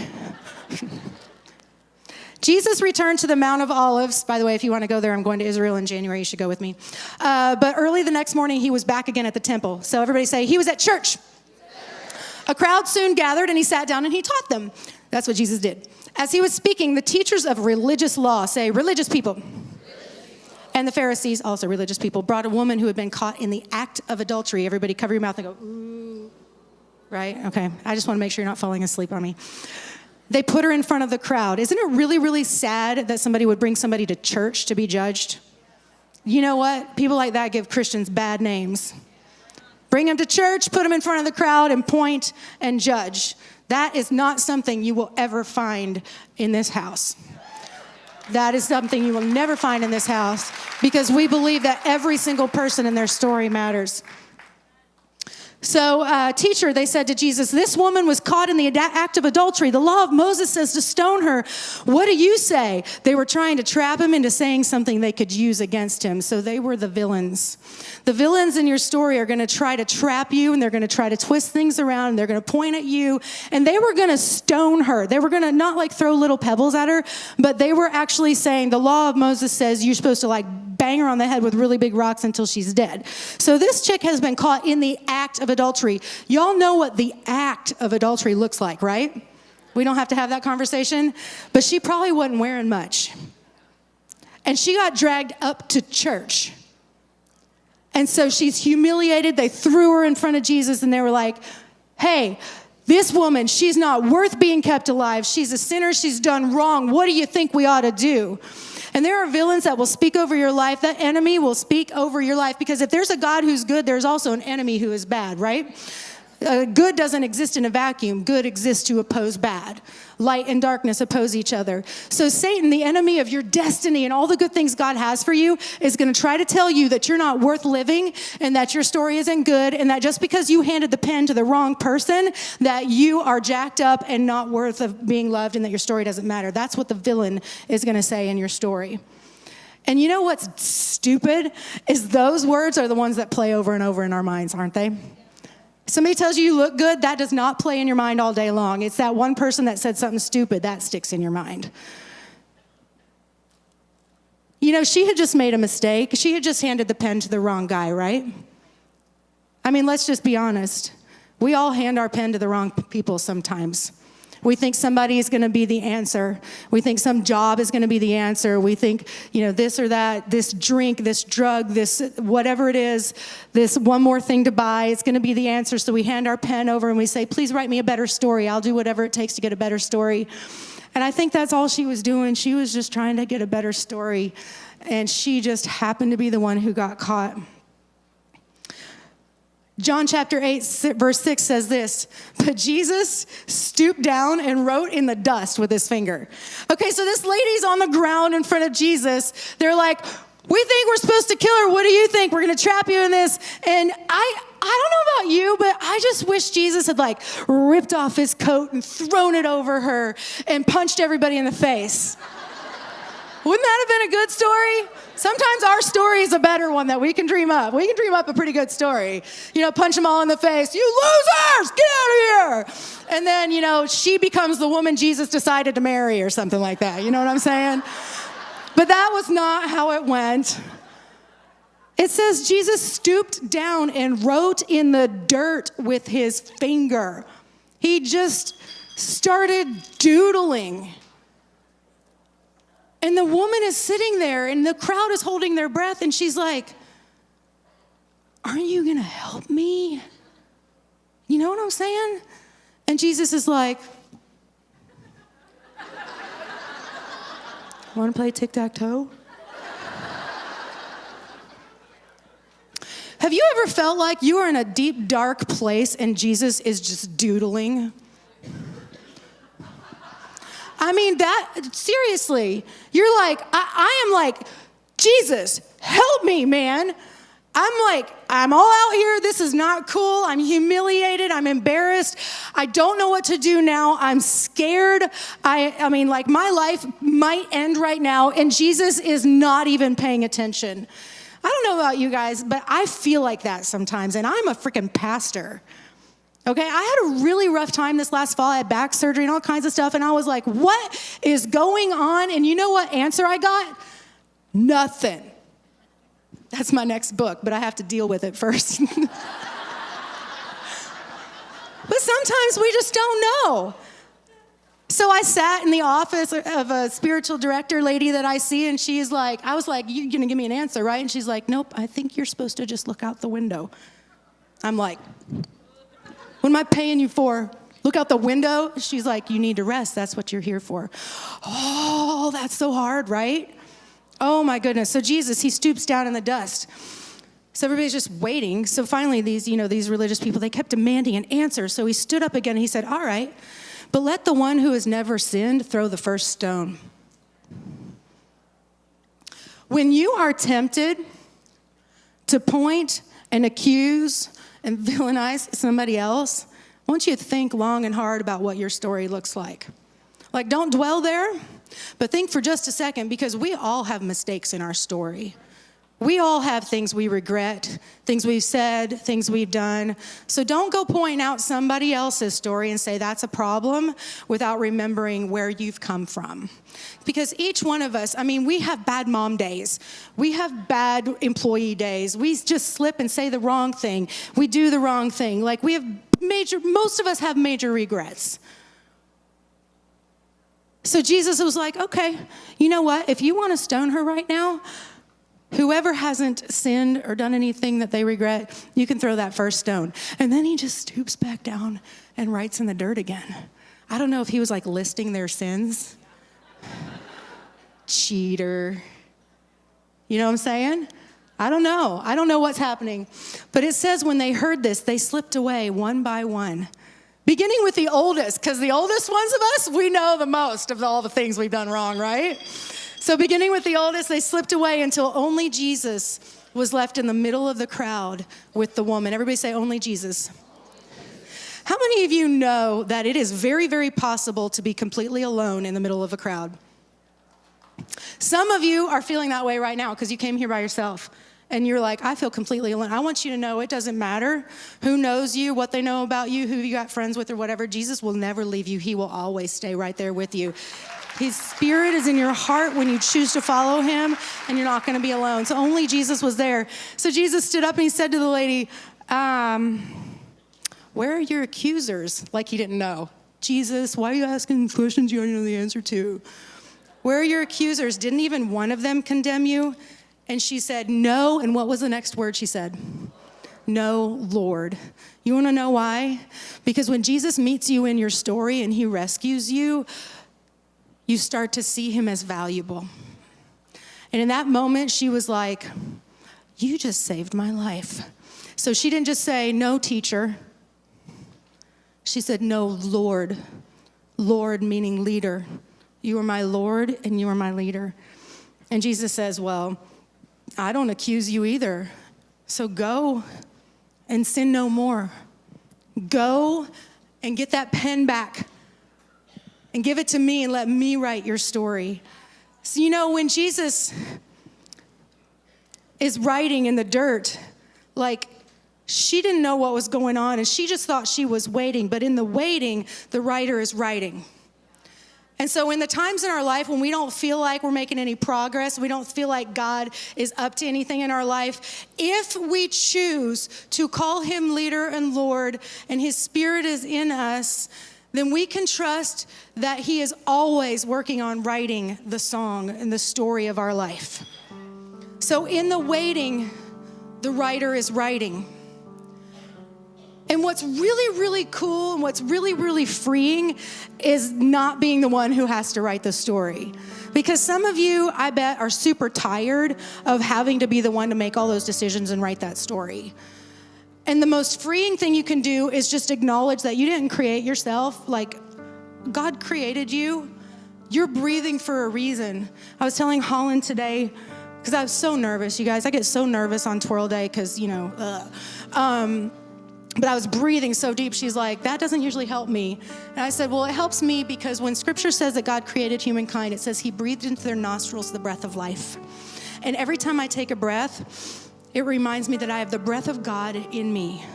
The breath of God in me. Did you know every time you take a breath, it's evidence that you have a creator who is keeping you alive for something.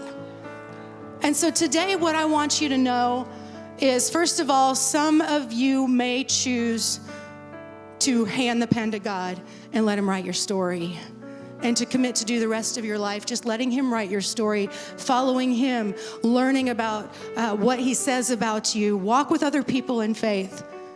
But then there's another group of you who's just you're sitting in the dirt and you're looking at Jesus and you're like, what are you doing? And I want to tell you, when you're waiting, the writer is still writing. He is scheming behind the scenes of your life, dreaming up good things for you. But sometimes you don't see them. And you guys, I don't know why God put me through all the stuff I went through this last summer and fall. And I mean, I had some hard stuff happen. I don't even know the answer now. I'm standing here saying I don't know why these things happen to me. And at some point, I'm sure I'll probably know, maybe, but I've already been thinking about, like, I need to write just the process, because there may not even be an ending that I'm aware of anytime soon. I think the goal was to learn to wait while he wrote. And I wasn't gonna do another TWIRL. I was like, I'm tired. I told Holland, I don't think I'm gonna do TWIRL this year. She said, Mom, if you don't, you're never gonna do it again. And I was like, dang it. And then in February, I decided to put the book together, and now it's out now. So those things just kind of happen as I just said, God, I'm just gonna keep walking. And I don't know what the answer, I don't know, you guys. But this is what I know, that when we trust that there's a hand of somebody who is wiser than us and greater than us and dreams up dreams, Scripture says he dreams more than we can even ask or imagine. If we put ourselves in his hands and just trust that even though it doesn't make sense and it looks awfully dusty and dirty right now, that he's creating something beautiful in it, that's a really lovely way to live. It is a lovely way to live. And sometimes these things can kind of smack you upside the head and surprise you. This last summer we were on vacation. And you know, when you get home from vacation, I always clean my house before I go. Anybody else do that? So that you can walk back in and you can just be like, home, even though you're not necessarily wanting to be there. Well, we walked back into our house, and we live in an apartment. So we walked into our apartment after our vacation this summer, and we had left the sliding doors open just a little bit, just so it wouldn't get all stuffy and stinky in there. And they did work on the outside of the building while we were gone. Yeah, they ground stuff, I don't even know. But there was this nasty layer of dust all over everything. And you guys, our house is very small. So it was our kitchen, our dining area, our living room. I have a picture of our kitchen table, our dining table, the only table we have. That's what was all over everything. I'm not sure why there's a wine bottle sitting there at that moment. I probably needed that in the moment. I took pictures because it was so nasty. But what I had to do literally as soon as I walked in the door from vacation, I had to vacuum my couch, the top of the fridge, the art on the walls, the piano, the TV, all of the things and all of that. And I was not happy. I am like, this is dirt everywhere. I can't believe I'm doing this right now. It is so disgusting. And then something strange happened. I pulled the doily. I have an antique doily, that was my grandmother's, off the table, and this is what I saw. There was a pattern. There was something beautiful underneath the dirt, or in the dirt. And so, because I'm a preacher, we see messages and things like that. So I had to take a picture, because it just stopped me and it reminded me for a minute that in all the things that are frustrating to me, things I have to take care of that I can't avoid, I can trust that even in the dirt, there's something beautiful being worked out.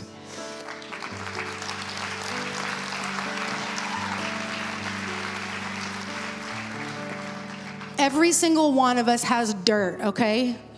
Like, we're all blessed in different ways, and we all struggle in different ways. Don't compare your struggle to somebody else's. My struggle's different than yours, but they're real.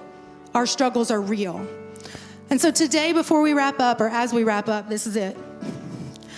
There's a verse in Psalm chapter 40, verse 2, and it says this: He set my feet on solid ground, and he steadied me as I walked along. I want to challenge you today to let God write the rest of your story. Wherever you are in your life, just decide today that God's gonna write the rest of your story, and you can know that he will set your feet on solid ground. And in those times when you feel unsteady, and when you feel like things are crazy and there's villains and accusers all around you, you can know that he's gonna keep his arm around you, and he's gonna steady you as you walk on through your story. So we gave you a journal today. I believe everybody got one. We sent people to the store 2 times, I've heard, to get you guys notebooks. So can you grab them really quick and grab a pen? And this is what we're gonna do. In the beginning of most books, there's a dedication, right? Some people skip over it. I always read them because I always think it's fascinating. I'm gonna invite you to dedicate the rest of your story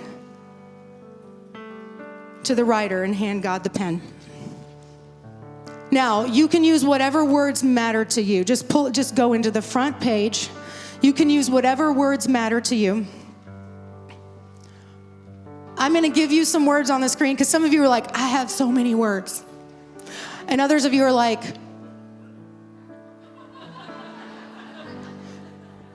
So we put some on the screen for you. This is very personal, so you do what matters to you, okay? You do what works for you. For some of you, you just feel like God has been silent and you're so unhappy about it, but you're gonna choose today to hand the pen back and let him write it. For others of you, you've never made a decision to even acknowledge that God exists or that he has a plan or anything good for you. Maybe today's the day that you want to let him take the pen. I want to invite you, I'm going to give you time, don't worry, you'll have time to do this. And I want you to just imagine yourself meeting Jesus tonight for the first time, multiple times, whatever. But let's not treat it like a one-night stand, okay? Let's let this be the beginning of something beautiful that he wants to do in your life. I'm going to give you a few minutes because this is intensely personal. So I'm going to let you just take a few minutes. Write what you want to in the beginning of that. Maybe you just need to say, today, I let that last chapter close. And we're going to start a new one together. I don't know what it is, but this is what I know, that when you put your pen in God's hands, he is going to be faithful to walk with you and take you someplace good. So I'm just going to give you a minute to do that.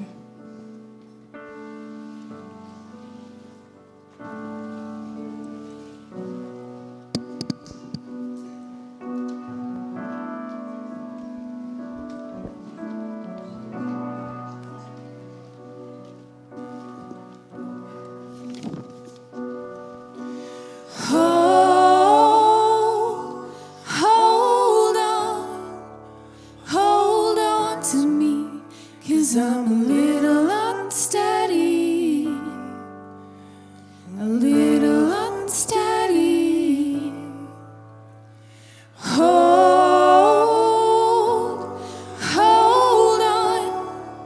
Hold on to me, 'cause I'm a little unsteady, a little unsteady.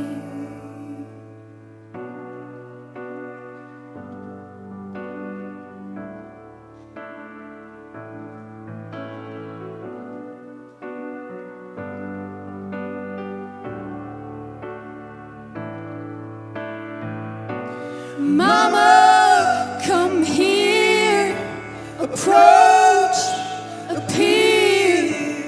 Daddy, I'm alone, 'cause this house don't feel like home. If you love me, don't let go.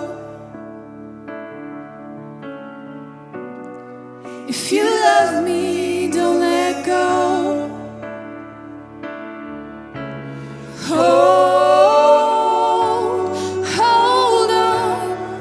Hold on to me, 'cause I'm a little unsteady, a little unsteady.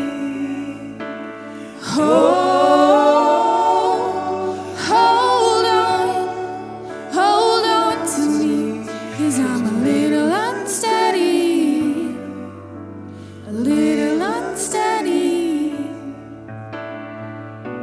Mother, I know that you're tired of being alone. Dad, I know you're trying to find where you feel like flying. If you love me, don't let go. If you love me, don't let go.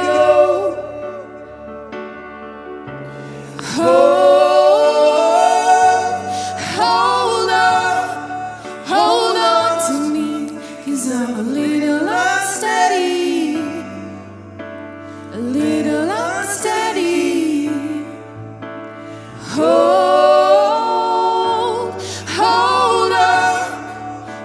on to me, 'cause I'm a little unsteady, a little unsteady.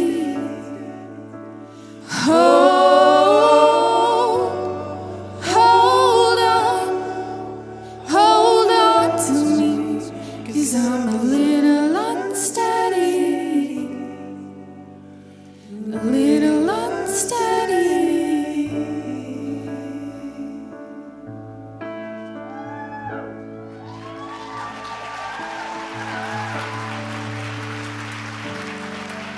I'd like to invite you to stand. I want to pray over you.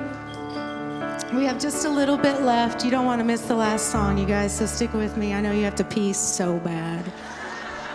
Will you raise your hands if you want to in agreement with me? We're going to pray. Jesus, we hand you the pen. We ask you to take our lives and create something beautiful. Let us hold on to you in the times we feel unsteady, because we can trust that you are good and that you have plans and dreams for us that we couldn't even dream up for ourselves, because you are the ultimate good Father who wants to take such good care of us. So we put our hands in you, or our lives in your hands, in Jesus' name. Amen. Will you sing this song with us really quick?